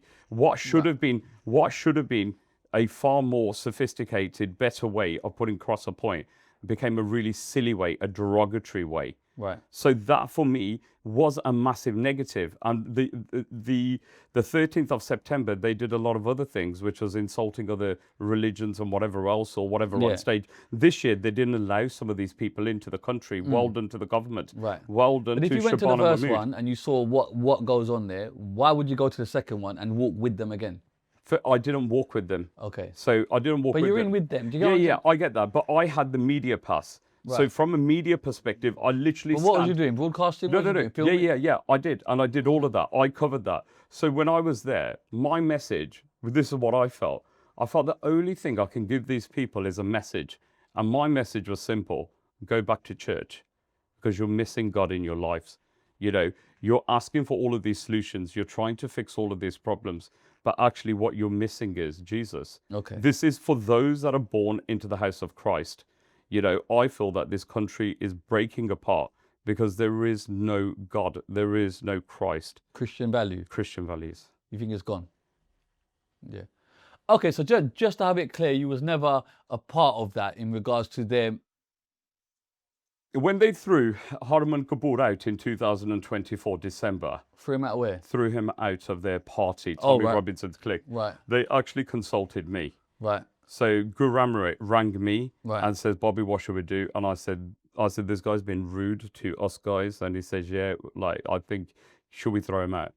I said, throw him out. So based on a post that I did, remember I said social media can be used in a positive way? I created a post which pointed this man out for doing all of the... Why are they ringing you? That means you're part of them. Why are they asking you for advice? So he saw my social media post, Right. and then his family said, Bobby's done that post. It's got viral traction, and it's calling out Harman Kapoor. Harman Kapoor is the most vile individual on social media. So this is an individual that's saying, you know, antagonizing Muslims in London. I don't know how far he is from here. Yeah. So he's antagonizing people. So he's antagonized Sikhs, Khalistanis like myself. He's antagonized us. So when the opportunity came, he got pushed out. They said to me, he said, Bobby, would you like, I said, don't be silly. I'm not going to stand there with you guys because I've got a lot of interests. I can't do it. However, I changed my position. I changed my position on the 12th of September because it felt like there was a lot of resistance in me going to that rally. One was being arrested. Two was having 2 double charges. One by Met Police. They were pinning me for serious charges. One by West Midlands Police.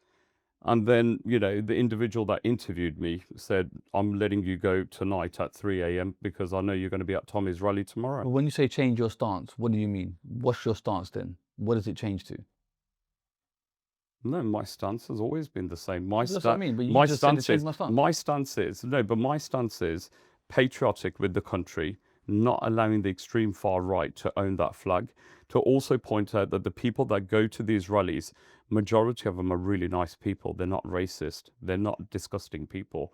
They're just, you know, people that want to see the best. But their message coincides with what that message is, no?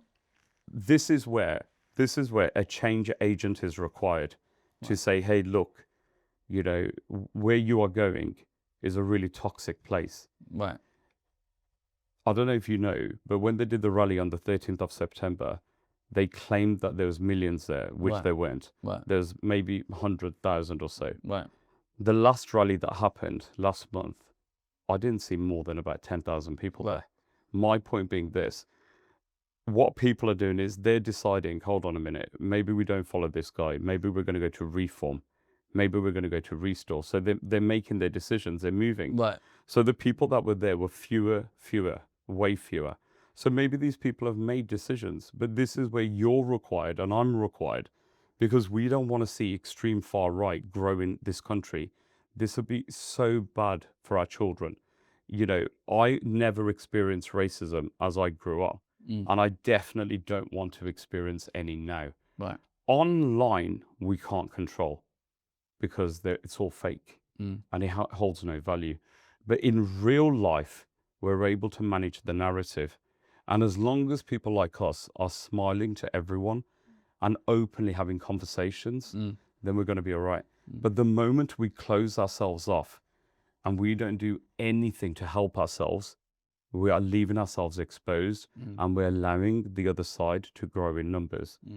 If I went to a rally, then I showed people, do you know, when you hug me, when you come over and you say we like you, that actually everybody else is the same. That your problem with a certain group of people really doesn't exist. You're just being misled.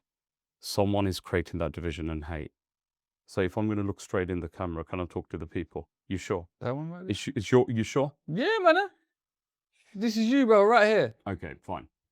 So look, find it inside yourselves to be that person that you're looking for in other people. That person exists in you. You have the ability to be fearless. If someone says to you, don't do that, you have the ability to do that and create change. When people said to me, you can't go to that rally, I said, I will go to that rally. I will prove to people that if you think that we're just cowards or we're full of fear, that's not true. And I also wanted to prove that the people there, if you're watching this, you're actually really nice people. Like, don't be misled. Don't be full of hate and resentment. Remember that this space, this world is no one's. We're all here on borrowed time. And the best we can do for the next generation is make it beautiful, not evil. And my purpose and your purpose should be that we want to make it a beautiful garden, a garden that belongs to God, with lots of different flowers and lots of different things.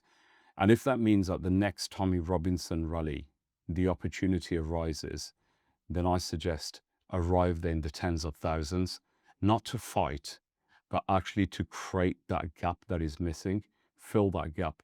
The only reason these rallies run and the reason why you're afraid is because you haven't attended. The moment you attend, take some flowers with you, give it to the people there, give them a flower and say, this is for you. Shake their hands, give them a hug and embrace change because you are capable of making it. I apologize if people saw that I was there and I didn't have a flower in my hand. But I'll tell you something, I have a clean heart and I will never sport hate, ever. In fact, I'm here to kill hate. That's why, you know, I've come to your show today to show that. Appreciate it. Mr. Harman Kapoor, I've spoken to him. He's rejected to come on this show numerous times. Thoughts on what this guy is doing? He's just a very bad individual. Is that it? It's just a bad individual. He's just is a very bad individual who's been identified as extreme Hinduvita, so RSS-led individual, whose real picture has come out in the public domain 4 weeks ago, and it shows that underneath the turban and everything else is actually not, he's not a Sikh. He shouldn't be associated with Sikhs, and I feel sorry for him. I genuinely do. You know, and all that I can say to people is, look, you know, I think he's got an issue. And, you know, we have to be mindful of what he's creating. He's creating hate. Yeah. He's creating hate against people. Don't do that. Can I raise one point? Of course you can. Are you sure? Because I don't want to miss this. No. A lot of people say, Bobby, why did you say ban the burka and ban the ban halal? Did you say that? Yeah. Okay. TikTok. You motherfucker. No. Okay, why? Because look, you've got these crazy people that are always debating. And in this debate, several people were like, oh, I'm going to do this, I'm going to do that. And I said, I responded, I said, you're going to ban my turban and you're going to ban the Qurban. And this was summer 2025.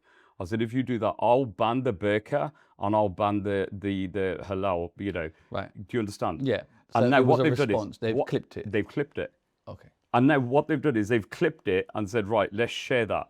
So I can't say I didn't say it, right. But when you take it out of context, you're a wanker, right? You know. And I'll say to the people that did it, and they're still friends of mine because they sit on TikTok all the time, and they have a laugh and a joke, and they go, well, your friends did it to you, but I consider them to be friends. You see, because it's tit for tat, right? Okay. So somebody clipped. Somebody else, right? Yeah, everybody clips, don't they? Everyone's in it to try and show. Like, I'm sure you've got your enemies. Yeah, they want to take you down, so they did it. But I will turn around and I say, look, listen, you know, you've got to always be mindful of the gameplay here.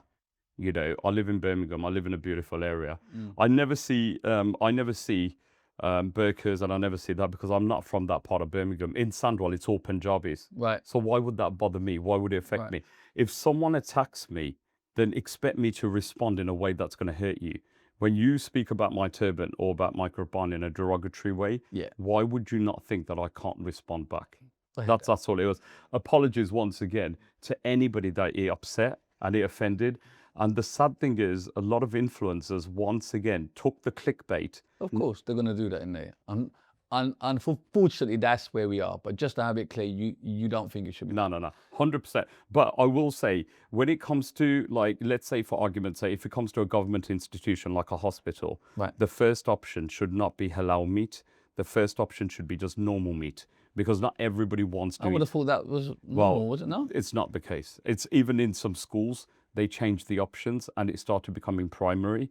and the other option was a normal. But what I'm saying here is, and this is where once again one misinterprets this as racism. It's not. Sikhs can't eat halal meat, so therefore, Can they not? No, they can't. Okay. Yeah. Why not? It's just the preparation? The preparation, and it's in our scriptures. It's actually Are Sikhs written. meant to eat meat? Full stop. Sorry. Because I have loads of Sikhs. We might hear before for another day. Oh, sorry. I don't even want to get involved. I can't. I haven't eaten meat for 15 years. Some of my best friends in the world are Sikh, bro. Yeah. And from what I know, I think. No. So there's different missiles. Okay. So there's different types. Yeah. There's a warrior, Nahang Singhs, and the Nahang Singhs are there for battle, and they're there to eat whatever they want to eat. But then there's people like myself. Okay. I haven't eaten, and I'm 15 years I haven't eaten. I'm not looking to change that. Of course not. But what I will say is, when it comes to halal, everyone should be able to enjoy what's in their religion for them. But if someone imposes it on me and says, well, that's the only option, I have an issue with that. Okay, yeah. And that's obviously not in a restaurant, but at the same time, I wouldn't want people being persecuted for their religious beliefs. This country is beautiful as it is. And I think that we're living in a time which is great. Yeah, we've got our issues, but we're going to resolve them. How? We're doing it today. This right now, One step at a this time. right now is doing it. It's one step in the right direction. I hear you. Trust me, you're a change agent. Trying my best, mate. Let's talk about the Digwa murder. We got to bring it up, unfortunately, because obviously that's really sensitive, bro. Right. Okay, so we've got to do this in a sensitive manner. So I'm not trying to offend anyone, but obviously that's what recently I saw you going supremely viral for, etc., etc. Yeah. So when that first happened, what was you thinking? Obviously, as kind of a Sikh brother. Yeah, absolutely. Well, first of all, I didn't know about it until around middle of May, which was approximately, it's like about 5-6 weeks ago. Right. So we're on like the 20-something of June. And it came as a surprise because I was actually at the Tommy Robinson rally. Right. And then someone messaged me and says, did you feel the flack for the issue with the Sikh? I was like, what? No, I've been at a rally. And that very week after the rally, the news started coming through. And I was like, wow, this is looking really serious. But nobody in my world knew how big or how sensitized it was going to be, because it was very, very sensitive. But we didn't know, because you can't pick and choose. At the point that it was introduced to us, I sit on many debates and I have many conversations. Yeah. And with the information that we have, you can only say, okay, who's guilty? What do you think's happened? Who do you think went for who? And this whole thing was clipped one more time. Right. So hold on. So what did you? So obviously it's happened. It's very bad. The police have fucked up to the max. Yeah. I want to make my position very clear. Go on. On the 22nd of June, before the jury came out and even said anything 5 days before, Right.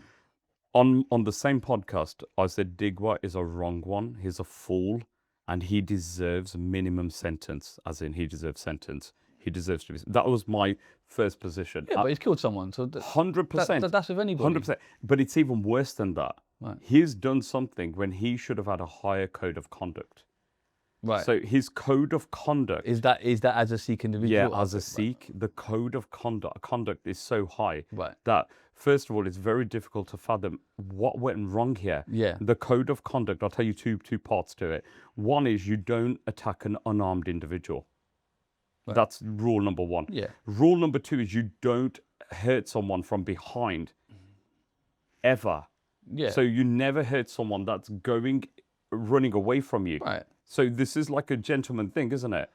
However, when I saw, and what I saw was being presented, it was like, wow, this is just crazy. That information was released later. Right. So it came out at the point that punishment was delivered and he was found guilty. Right. Prior to that, a week prior to that, this individual's pleaded not guilty. Right. And he hasn't even accepted manslaughter. Mm. You know, from my point of view, it doesn't matter what religion you're from. If you killed someone, you're wrong, and that's it. Like I don't get this whole let's tag with the first right. That was a Sikh guy. That's a Muslim guy. 100%. I don't because sorry, for me, you can't be a true Muslim or a true Sikh if you're doing that anyway, or Christian or Hindu. I don't think any religion teaches you to do bad things. 100%. So.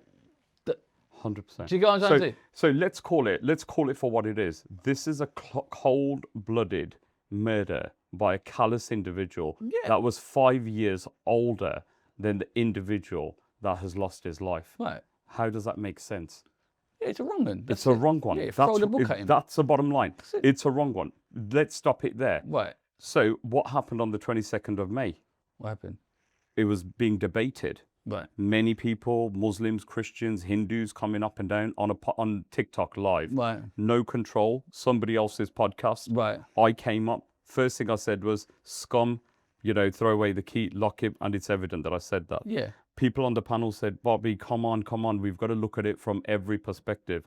So on a 2.5-hour debate, you start looking at all of the variables. Who was drunk? Who came from where? Right. Whose motive could have been what? Who was on his, who was at home? So why, if someone is going to have the highest code of conduct and he should be following that, it's a given, he should be following that. Okay, so could he have been attacked? Remember, the CPS gave us very little information. Right. So it's almost you're made to create your own conclusion. Right. And that's what was being done. People were coming up and down discussing all of the variables.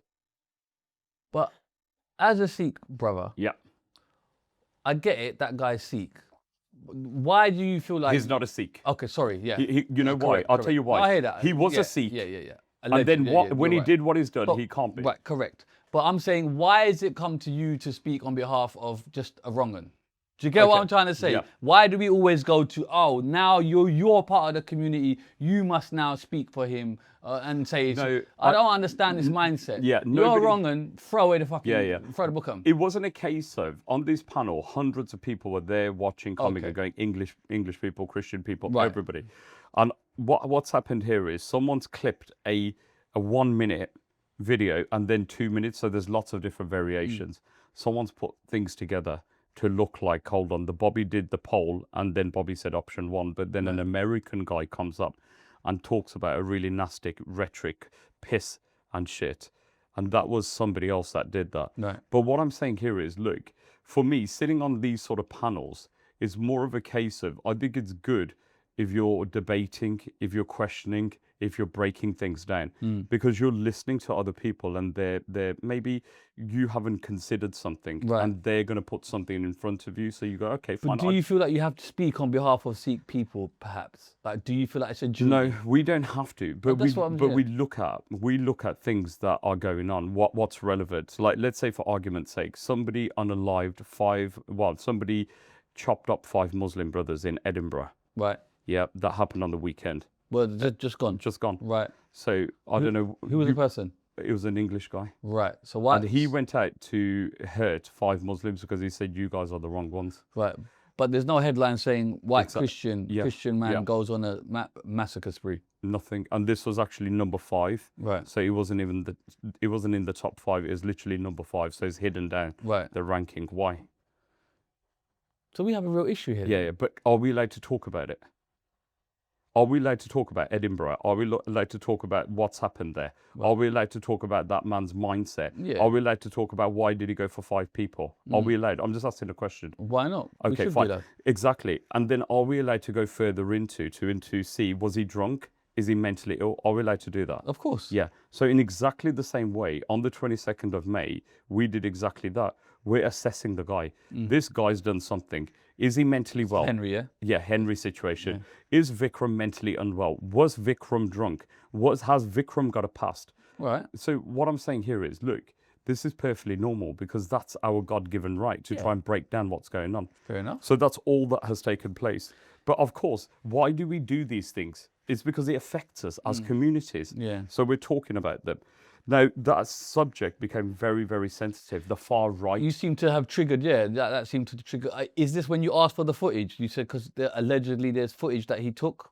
Henry took footage on his phone or Snapchat. Was it? Yeah, but there's lots of things. Right. I What was else one. was there? 'Cause I remember that bit. That Yeah, I said we want webcam footage from the police. Right. Everybody did. Yeah. And how quickly did we get it? Yeah. We got the footage when he says, I can't breathe. Yeah.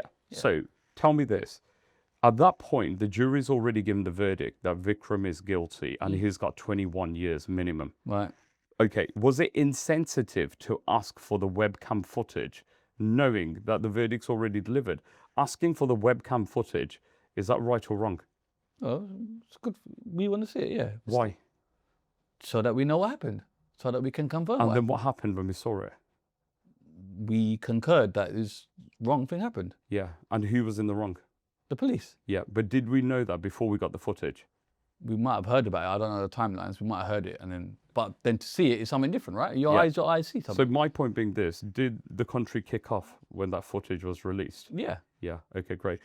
So the point here is you've released one set of footage, but why have you not released a Snapchat? Why? Okay. My point being this: it's all well and good saying that we want this, but why not that? For complete transparency. And I'm not turning around and saying that's going to get Digwa out of prison. No, it's not. Yeah, but I still want to see what happened that night. And I think everyone's got a God-given right to say, why are we being fed small amounts of information when it's in the public's interest? So there is footage that exists. There is footage that exists that has never been presented. Okay. Now, look, Why not? why not? Can we get it legally? How does it work? I don't know. How it works. I don't know, but it feels almost like even asking for it is like saying, oh, you're a wrong one. Yeah. You're a wrong one. Yeah. Why? Are you not a wrong one when you are asking for the police footage? See, it almost feels like, if we ask for it, it's wrong. Your seat. I'm going to ask him to ask for it because he's all right. Yeah. But, yeah, so look, Ask can it, you bro. ask for it? He's all right, brother. Can you ask for it? Yeah. So I say that, the whole episode, the whole situation has been really, really bad. Yeah. And even the clip that the extreme far right or whoever it was tried to do on me, that was done just to break up the whole thing that Bobby can't be at the rallies, Bobby can't be a part of that. Then Tommy did the tweet. Tommy's whole thing was What tweet? What did he say? So Tommy goes, I'm going to punch Bobby if I see him because he was mocking Henry's death or whatever. Right. Which is a complete lie. Right. Complete lie. Right. Now, it was such a lie that I've got the full 2.5 hour footage, unedited, uncut. There was no mocking, no laughter. In fact, I have proven again and again, and I've shown it on my Instagram, I actually called out people that were trying to laugh. And I said, get off the panel. I'll throw you off. And I told other people, control this panel. But how is that when someone like Tommy can just turn a mob onto you in one tweet and he's allowed to do it? And it's not factual. It's not factual. Do you it's think a that's lie. Yeah, but is that not dangerous? Is that not It's inciting very violence dangerous. to you? He incited violence, not on me. Who did he incite violence on? Well, you innit, Sikh people. No, the Sikh people. Yeah. I'll tell you how. Because he literally said in this thing, he's re-edited the tweet again and again. So he's cut the original and he's taken things out of it. Right. My point is, that's a mob mentality based on false rhetoric. His team contacted me on a day before that tweet came out, and they said, Bobby, they go, we've got a massive problem going on. Guramit messaged me, and if you want to hear it, I can play it right now. If you want. Sure. Yeah. Wanna play it? Okay. I'll give you the recording. You can put it up later. No, but if you're playing it, play it with chest, bro. I don't want to get involved in no edits you can't say, bro. If you want to play something, play it, innit? Okay, fine. No worries. Yeah. Just put it by the microphone, innit? Okay, fine. Okay, so, Right. and I want you to see what my response was. Who's this guy? This is Tommy's right-hand man. Right. So he's messaging me a night before Tommy does that tweet, which, by the way, I don't believe Tommy did. I believe that his team did this. So please have a look at this. I just want to show you that. But why have you got EDL man's numbers in your phone, bro? It's just like... Can you want to hear it? Yeah, go on. Okay, Just listen. put it to this. Okay, so can you read what I've said here? Can you just read that? I will respond tomorrow, but this is typical TikTok crap. Okay, fine. So he sent me this saying there's a tweet, bro. And Bobby I've said, Singh is a close friend of Tommy Robinson and Guramit on a live stream with other Sikhs voting whether to piss or shit on Henry Nowak's grave. In this horrific video, they claim Henry started it and got what he deserved. The most vile part is when they tell you, their audience, press 1 if you think they should piss on Henry Nowak, on press 2 if they should shit Who on sent him. that? James Goddard. Who's that? I don't know. So James Goddard, so they're saying, Bobby, we need to respond to James Goddard as a team. My response is what? Don't stress BS post. BS? Bullshit post. Bullshit. Okay, fine. And then what have I said at the bottom? I will respond tomorrow, but it's typical TikTok crap. So someone just made up something. So here, listen to this. Yeah, I've just watched a video on Bobby. it's a little bit raw. Someone will comment on your chat and say stuff like that, and that's very kind of cool. So everyone's sharing it. Everyone's a bit pissed off, really. Yeah, it keeps coming up. If you could do something now for that, I think that would be better for you. But all I don't get is why is the EDL guiding you on what to do? No, This is a bit weird. so Because it- why? Do you get what I'm trying to say? Man's talking to. So first of all, Are you let's- with him or against him? but let's say, look, let's say he's a Sikh. Right. So he's a Sikh man. Right. So he's literally saying to me that Tommy is feeling the heat. Yeah, can we respond to this? And I've said, my response is this is bullshit. I've made my position very clear. Then obviously the following day, 4 o'clock, Tommy tweets that message, which is complete bullshit. There's no factual information in this. Number two, James Goddard written that tweet and saying Sikhs are talking. They weren't Sikhs. There's people of every religion on that panel. Right. Because I've got the 2.5 hour one. Right. Nobody's mocking it. I'm not mocking it. Yeah. I can't control the panel. I can't control people, but I could tell people don't do that. So I've got evidence that I've called out poor behavior. Personally, it's on my Instagram feed, so you can see it. My point being this, that in my capacity, I've done what is right. What he's done is a wrong. Well, how do I deal with that? It's hard, isn't it? Because he's trying to put the people against you. Yeah. So, but I have responded. Don't get me wrong. Right. And my response was felt. But does this put you in a worrying position No, now? not at all. What, Not at all. are you going to the next march? Not at all. Well, I'm not going to mention that because there's negotiations going on in the background right now. People want us to talk. But my legal team have to deal with this professionally. Right. And it's getting dealt with. Okay. I'm not going to turn around and accept someone who's tweeted something and 1.2 million views are on this tweet. I'm not going to accept that man now just turning around and saying, let's ignore it and move forward. Yeah. What do you think he should do? Apologise, say it was wrong. Where? The same place There you did go. it. There you go. Same platform, Right. in the same place, Right. and apologise. Do you think that will happen? I don't know, but it's in my position. I shouldn't just allow this to lie. I have every right to defend my position, which is one of the reasons why I'm here. Yeah. If I have something to hide, why would I turn around and sit here? I wouldn't be here. I'd let it lie. And I said to yourself, I said, let's not let it lie. Let's do a podcast. Right. So Liam Tufts, Shinny, and all of the others, and British Patriots, and lots of them wanted a podcast. Right. And I remember thinking to myself, God, this is dangerous. Like, what are these guys doing? They're literally saying, Bobby, we've heard the recording and we want a podcast.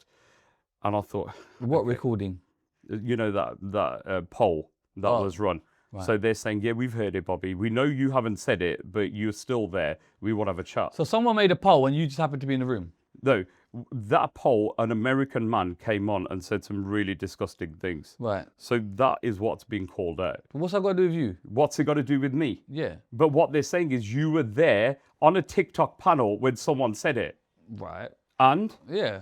I've made my position very clear. I did not respond to that man, nor did I accept what he said, nor did I participate in it. Right. So they're just throwing you under the bus, basically.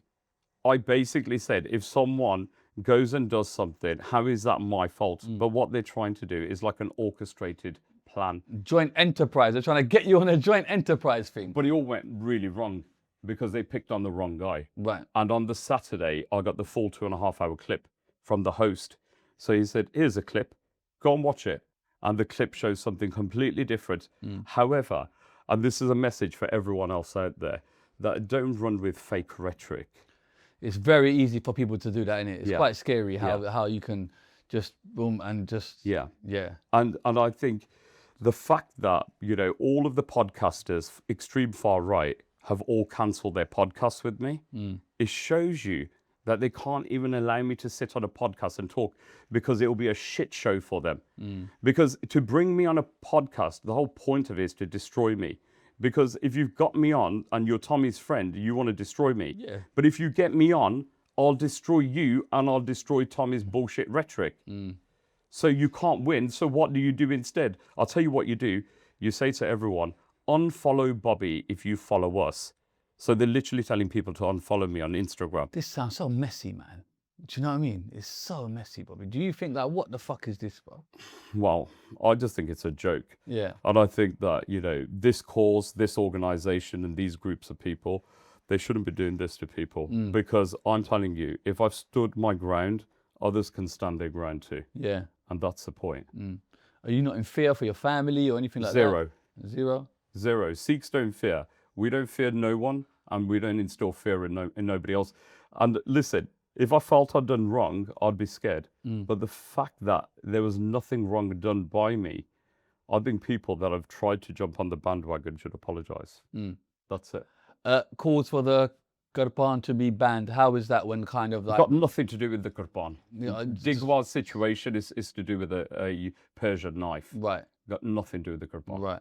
How is that when the media kind of now put It's you finished. in the limelight? It's not. It's over. It's finished. If there is a judicial review, But when it happened, do you get what I'm saying? Like all of a sudden now, the Sikh faith is now in the news and it's all about this and that and we should ban it and the narrative's being spread.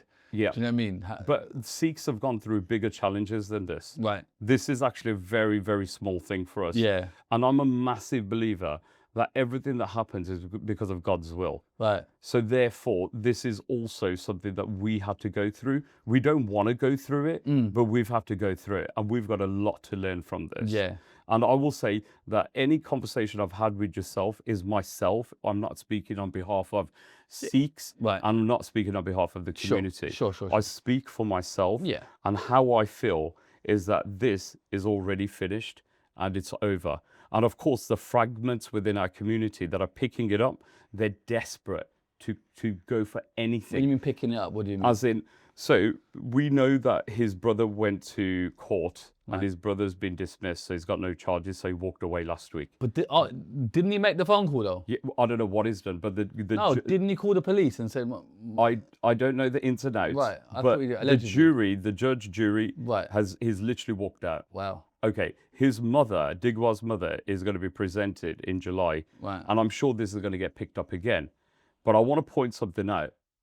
The vast majority of the people of this country are with the Sikhs. We are no threat. Yeah. Never done anything in 100-something years. First time this has happened, the Sikhs or the Gurban were never in the dock. A few extreme entities created a scenario which looked like it was bigger than what it is. And that is what social media is. Because in the real world, I walk with my Gurban, as you can see. Can we see it, or is it? I would like to show it, but I think it's very sensitive at the Okay. moment. Can you just lift it up so we can? I'm not saying pull it out. Have you got it? I think, look. Okay, no, okay. Do you know no, what? he's got it. I'll tell you why. I'm not trying to Let do me- the let- whole. You know what Let I'm me tell saying? you why. Let me tell you why. Yeah. I only say that because it is a sensitive topic, Right. and I don't want to jump ahead of the gun. Meaning. Meaning that it's still in the public domain, Right. and it needs to be dealt with professionally. But how does not it get by- dealt with? Let the judicial system, let the government, let the people that are going to look at the risk of a Gurban, let them get together and let them decide. The Home Secretary, Shabana Mahmood, has outwardly said the Gurban is going to stay, that the Sikhs will not have an issue, and I support the Gurban. And this Gurban has been a part of us for the last 100 years in this country. Winston Churchill, he only took on the Sikhs in the army that were baptized with a Gurban. And if the Gurban was necessary then, and he took nobody on without a Gurban, then the Gurban also has a right and a privilege to stay, as per the 1988 constitution around the Gurban. I think Scotch. I think in Scotland, if you can wear, you can have a knife as well. If you're Scottish or something, is there a law of that? If you're part of the Scottish, Yeah, Google that. Google yeah. that. If you're part of that, you can have it. Yeah. Okay. I've been a baptized Sikh for 15 years. And, you know, it's an absolute honor and a privilege to be in this country and to be recognized as a baptized Sikh. And the vast majority of people that will see me, they know that these soldiers were there for us in every single fight. And they're still here today with us today. Unpaid. We're not paid. We stand, we coexist, and we've got hands and we've got a warrior saint mentality, which is firstly, we do the righteous thing, righteous act, and we're always going to, agree. So we're never going to have to pick up our hands. But if we ever have to help someone, then we have no issue in helping someone unconditionally. Absolutely. That is who we are. It's the warrior spirit inside of us. You can't remove the warrior spirit out of a Sikh.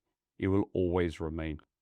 And you've got Gurdwara, so you've got places of worship that everybody can go to. And you can see how we coordinate ourselves, how we live.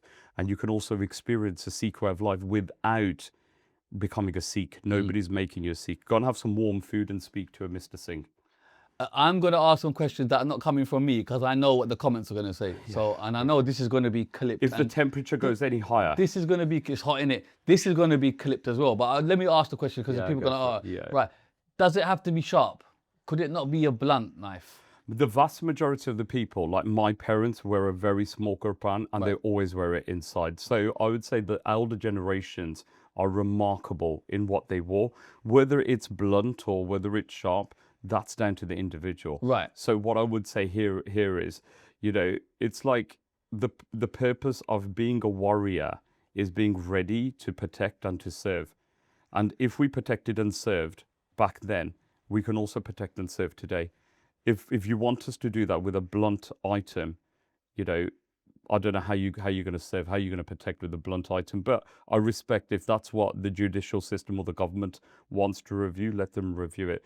But my elder generation, they wore something that was far more blunt. And then the size, could it not be smaller? I know some people have said it should be smaller. It's the same thing, isn't it? How small do you want it? Do you want it small enough that it makes no difference? Do you want it small enough that it can't be seen? Do you want it small enough that it pinches you? That's also debatable. Can I ask you a question? Please do. You've asked me loads. Go on.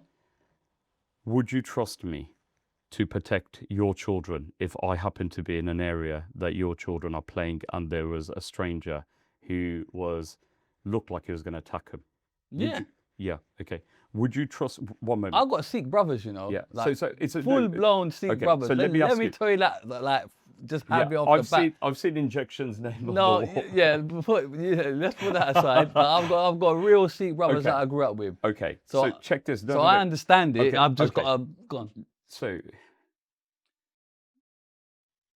post-event, your kids say, Dad, Bobby was there. Would you say, oh God, okay, Bobby was there. That means that he would have gone out of his way as a baptized practicing warrior, Khalsa.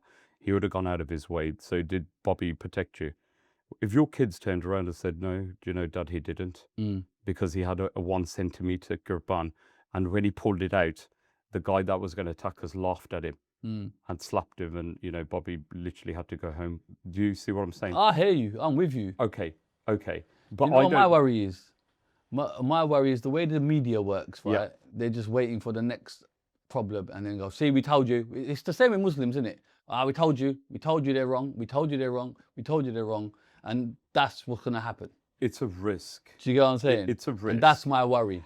Because it's happened to Muslims, isn't it? Yeah. We told you, they're the enemy. No, they ain't. No, they ain't. It's only them. Now we told you. And that's the way the media works. So I would say there is a risk analysis that one has to do. Yeah. And we can't, there's 600,000, 700,000 Sikhs. It's inevitable something can happen again. And it will be a very sad situation if that was the case. But what can we do? Does that mean that we turn our back on our guru? No. Does it mean that we turn our back on the 5Ks? Absolutely we not. don't turn our back. Yeah, and also, I would not turn my back on your children. Yeah. And I want to make it very clear. Henry Nowak is a son to all of us. He's an 18-year-old. So when people say he wasn't your colour, no, he doesn't have to be my colour. Yeah, that's he was a soul of God. And we believe no discrimination. There is nobody that we pick over another. Every child is a child. And, no child deserves that. Gabs, open the door, bro, because let me tell you something. The sauna is mad. All right, you can see the water dripping. Come on, bro, it's a sauna affair. You said you wanted to fight Tommy Robinson. Is that something you still want to do? Did I say fight or did I say I'm going to knock him out? That to me sounds like a fight, brother. Okay. The last time I checked, that was a fight. Okay. Yeah, open that. My God. Right. So let me make this very clear. Aircon unit is definitely coming in this building, my God. Let me make this very clear. What would you expect from a Khalsa, from a Sikh, if someone says, I'm going to do this to you based on a false narrative? Yeah. The response should be equally as fitting. Yeah, we don't just turn around and beg it. We don't run. He says he's going to punch me out. I'll say, bring it on, and I'll bury you. Shall I get So- Misfits on the phone? I'll just Oh, say, God. look, I'll say how it is. Look, Tommy, you made a mistake. I'll give you a chance to fix it. You know, I'm not embarrassing you here, and I'm not embarrassing people that follow you. You made an error. You picked on the wrong guy. Your whole narrative and everything that you put out there was wrong, and you did your trademark. Your trademark. I'm gonna punch you in the face when I see you. Like, bro, step in the ring. £50,000. Let's bring it on this year, 2026. I'll do a little bit of training, and let's just do it. £50,000. Let's do it properly, professionally. Let's see who puts who out.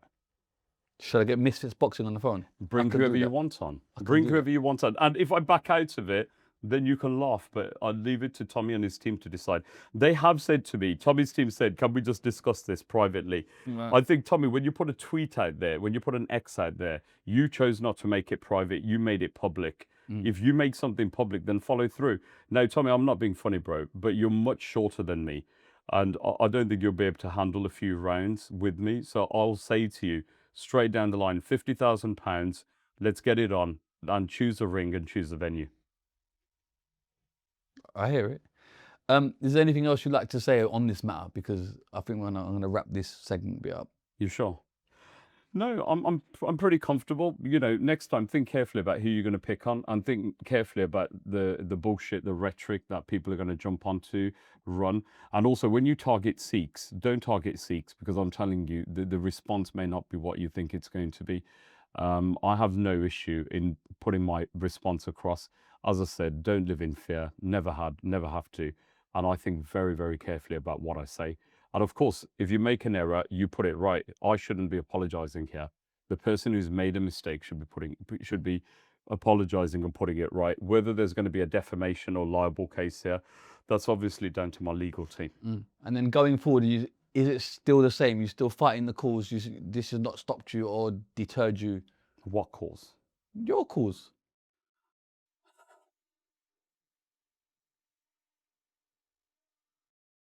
I will always be straight down the line, and I will always stand for those that are not represented, and I will do my very best to try and leave the world in a better place compared to how I've seen it and found it. And in the meantime, I will make mistakes. You know, you will see me in places that I shouldn't be in. What places are they, bruv? The rally. Okay. Yeah, the rally. You'll see me in places, and you just need to understand that sometimes, you know, your interpretation of seeing someone in that space could be very different to what change is trying to create. I will continue making that change. I will not bow down. Could you not make that change away from the rally? 100%. I literally, I'm not saying I'm going to make it in the rally. Right. Because I don't think Tommy's going to enjoy my company at the moment because of this. Yeah. But I will make my change where it's required. Yeah. But I'm not going to be a defeatist, and I'm not going to hide. I will do what I've got to do with the voice that I've got, as long as it creates a better place. That's my purpose. Well, I'll do this last thing and we're done. Okay, I'll fine. get ChatGPT to ask you questions. So this is AI generated questions. We probably cover some of them. If you cover them, just whatever. Yeah. When did you first realize your life was becoming bigger than just posting videos online?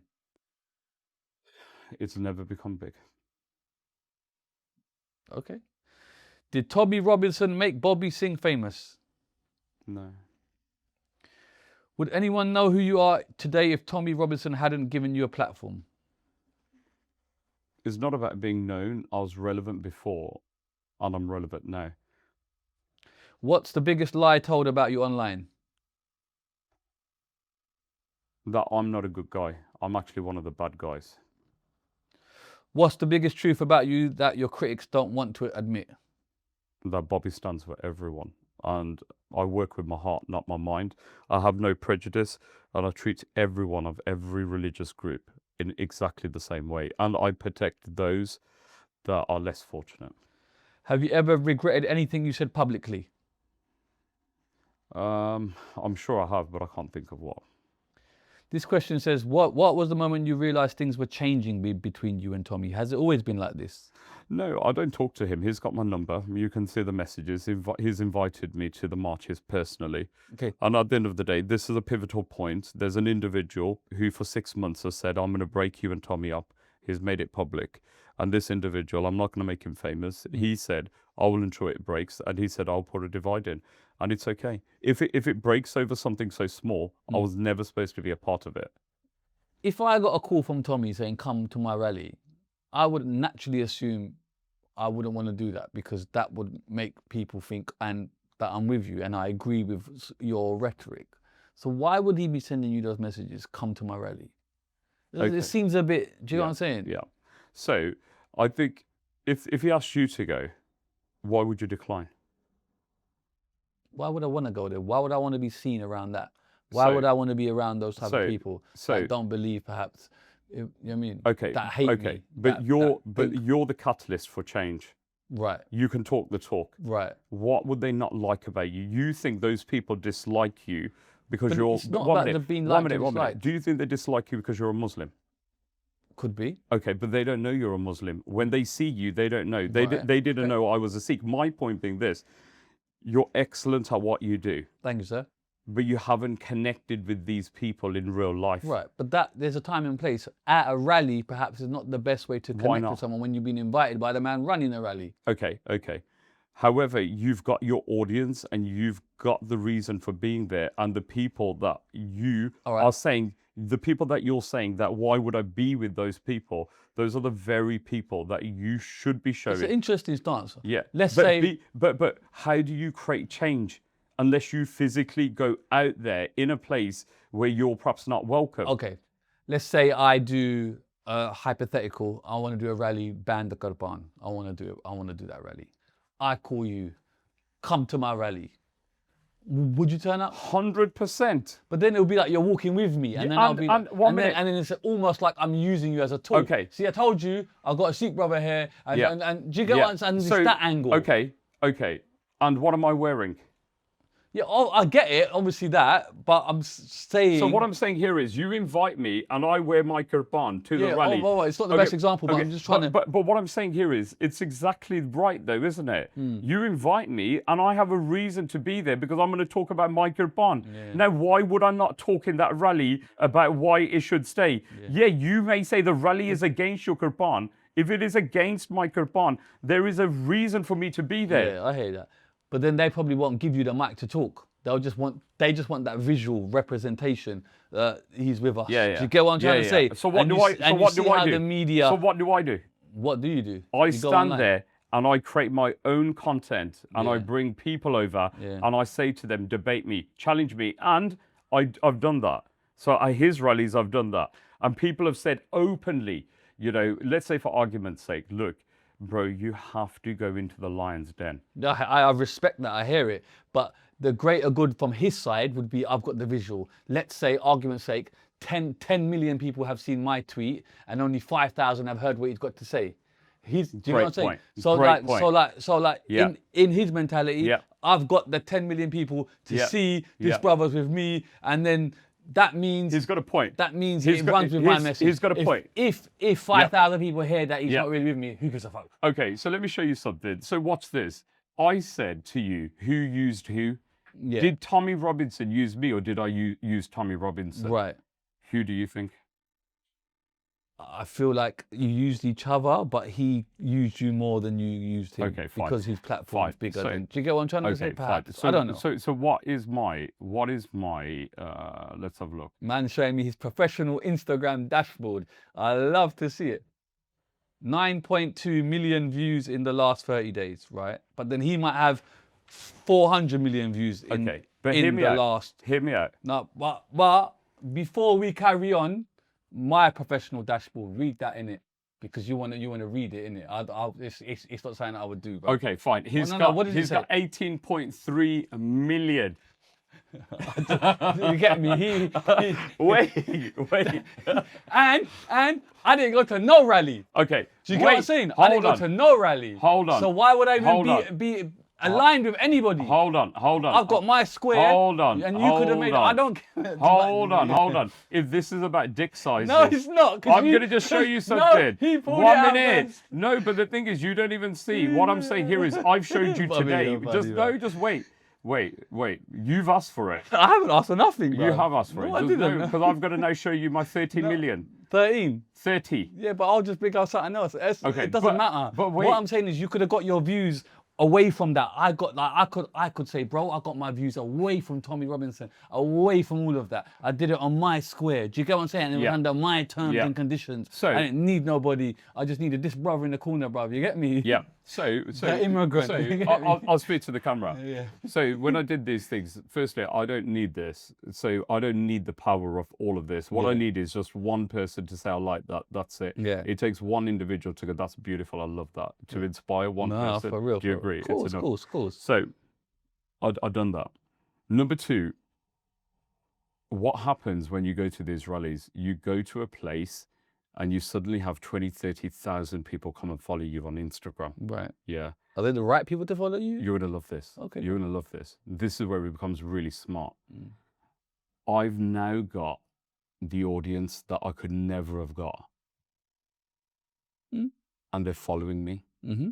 What that basically means is whatever I'm putting out there, it is going to places that would never have reached before. Do you understand what I'm saying? Totally. So what you're saying here is that he's got a huge audience, but guess what? He's also given me enough audience to create change. You're changing mindsets one at a time. Doesn't matter. Absolutely. Yeah, I hear that. So my posts Good on answer. my posts on Instagram started doing exactly that. What they didn't like was when I did a Eid Mubarak campaign on billboards. Right. So I put a Eid. Haram, brethren. No, joking. Go on. Yeah. Why did I do that? Because one day I'm attending the rally and the next day I put an Eid Mubarak. What I'm saying here is you can't control me. Mm. And I'm also saying to the people that are messaging me, hey, listen, I can choose whatever I want. I'm not racist. Mm. Of course, this is going to have a backlash. So his followers were like going, what's going on, Bobby? We don't get it. We're confused. Mm. And I said, look, listen, I said, I'm not 100% with you. And I'm also with the other side. So therefore, Can you be 50-50, 1 foot here, 1 foot there? That kind of seems like a cop-out as well, bro. I'm kind of with you, man, but I'm with you, man. Like, it's like, you can't be, can you be with everyone? Really? When they're, when some of their We're here. ideologies are Okay. so Okay. yin and yang? So not yin and yang. So you and me are Chalk here. and cheese. So you and me are here today. Yeah, We don't know what each other are about. You don't know me. I don't know you. correct. But we can still be here, can't we? Absolutely. It works in exactly the same way. Okay. It's interesting. I've got to ask, innit? Yeah. But 100%. But listen, I'm not saying there's a right. You know, I'm not saying I'm right. I'm saying I could be full of a million different faults. My strategy could be completely flawed. But at least I'm prepared to try something. Were you ever friends with Tommy Robinson? Would you say you were friends? 100%, because if you listen to his messages, Right. he'll go, Bobby, you got to come, mate. Got VIP for you, mate. Media pass, mate. Right. So I want to also put that to bed as well. So I want to put this to bed because I've heard that Guramit is saying that Bobby came to the rallies unannounced. Mm. And I think that's unfair. Like, you know, you shouldn't be saying things like that, which is false rhetoric. Right. So I'm going to show you straight down the line exactly the 2 times that Tommy's messaged me. Mm. Yeah. Yeah. So let's listen to the first one. Would you mind? No, firstly? go for it. Okay, Guys, great. close the door, please, To Guramit, the chap that says, like, you've not been invited. I can not only prove I've been invited, but Tommy invited me. Yeah, as a media, it's important as a media person. Bobby, man, a big day, mate. This is going to be the biggest protest in British history ever. See that old the war protest, the Iraq war? Okay. Why stopping, bruv? What happened? Man stopped. I think, look, there has to be Okay. some honour here. Fair enough. There has Okay, to be that's cool. one minute. Do you understand when I say honour? Yeah. It's like I'm saying that there's one they're person. privacies. There's one person who's saying that Bobby's turned up, and I'm saying to you, I didn't just turn up. Now listen, the second one is this is the second one. In the second one, the recording is really straightforward, and he's going to say, Bobby, you got a media pass. Listen. Of course it is, mate. Have you got a media pass sorted yet? If not, I'll get it sorted, yeah? You +1, yeah? Did you hear that? Yeah. Of course it is, mate. Have you got a media pass sorted yet? If not, Did he say media pass? He said that, didn't he? +1. Which day? 15th of May. So I'll rest my point. Jackson would be like, that's a Friday. So Is that right? Guys, are we okay? Have we covered every single point? Yes, Are you sure? but hear me out. When he says, bruv, come here, it's going to be the biggest thing. Is that not alarm bells? Just in that tone, bruv. Hey, bruv, come to my thing. You know it's going to be the biggest thing. Is there not inkling in you to be like, hold on? Can you not read the room? Read the room, baby. That's like... I do the opposite of everyone else. I don't do what everybody else does. Okay. Okay, let me explain why. Entrepreneurs don't just follow what everybody else do. We do the opposite. So we have to go and understand what's going on. Now, look, don't you think if we have a conversation, I know far more than the average guy about what goes on. Mm-hmm. Surely I'm more valuable than somebody that doesn't know what's going on. Right. So we are all a part of a collective. So you're going to seek information? No, I'm just saying I just happen to be in a privileged position. And Right. for me to say no, that would be foolish. Interesting. Right. If Tommy called you tomorrow, would you answer? Let him get you a drink first, you get me? It's a deeper question. Put this down, bro. We don't do sponsorship. The man ain't paying now. To be confirmed. To be confirmed. What's one thing Tommy Robinson gets wrong? One thing. He gets his spelling wrong, man. I mean, like, look at the grammar. Man went to punctuality, spag. Wait. Spelling, punctuation and grammar. I mean, like, for a leader, do you know what I mean? I mean, like, bro, at least use ChatGPT or Google, you know, to fix your Right. spelling. Do you know what I mean? And then he got Henry's name wrong on the tweet as well, bro. It's like he said Bobby's gone for Henry and mocked it, and he didn't even get Henry right. He named him Barry or something like that. Right. Barry Nowak. What's one thing Tommy Robinson gets right? Sympathy. He knows how to get the crowdfunding going. He knows how to get the subscriptions running. Have you ever feared for your safety because of your views? Zero. Do you think Britain is fundamentally changing? No, we're reversing any change that's going on. We're bringing more love and peace back into this country. And if anybody's watching this and you're hateful or you're resentful, you know, DM me, message me. And DM him, just allow me in it. I ain't got time Let's go for a it, bruv. coffee. Yeah, one hater at a time. So if you don't like the That's colour a lot of of my coffees, bruv. Yeah. Man's got bare stamps on the Costa card. But what I'm saying here is create that change. Create that change. Have you lost friends because of your activism? If I've lost anyone, I've lost people that I shouldn't be with in the first place. Yeah, they can't be friends. Has activism improved your life or ruined it? I'm not an activist. What are you? Just me. What's the most I've never tried to label it. What's the most offensive thing you've ever been called? It's a bit much, isn't it? I don't listen to anyone calling me anything. Are there people in your movement chasing fame rather than change? There's nobody in my movement. Do you trust politicians from any party? Politicians are not to be trusted. Do you think Nigel Farage will be the next Prime Minister? Nigel Farage will never be Prime Minister. If he's Prime Minister, I will leave this country. Yeah. Okay. You got some hidden money under the floorboards. No, I've just had plan A, plan B, plan C. So my whole way of living here, and perhaps this is why I'm vocal, it's because, you know, you have options. I'm not sitting here because I'm stuck here. I'm only here for one reason. And once that reason's fulfilled, I can go. But if Nigel What's the Farage, reason? it's for great education. So my children can have great education. Right. The moment that they get their great education from this country. But you I'm told me completely earlier free. the unis in India are just as good. No, but they've got British education. Why would I take them from a British education and put them in a different world? They've got friends and they've got connections here. Right. I wouldn't want that to change. So what I'm saying here is very important that they are able to live that life that they should be, like I did. Right. Taking them from one ecosystem, putting them into another. We can do that.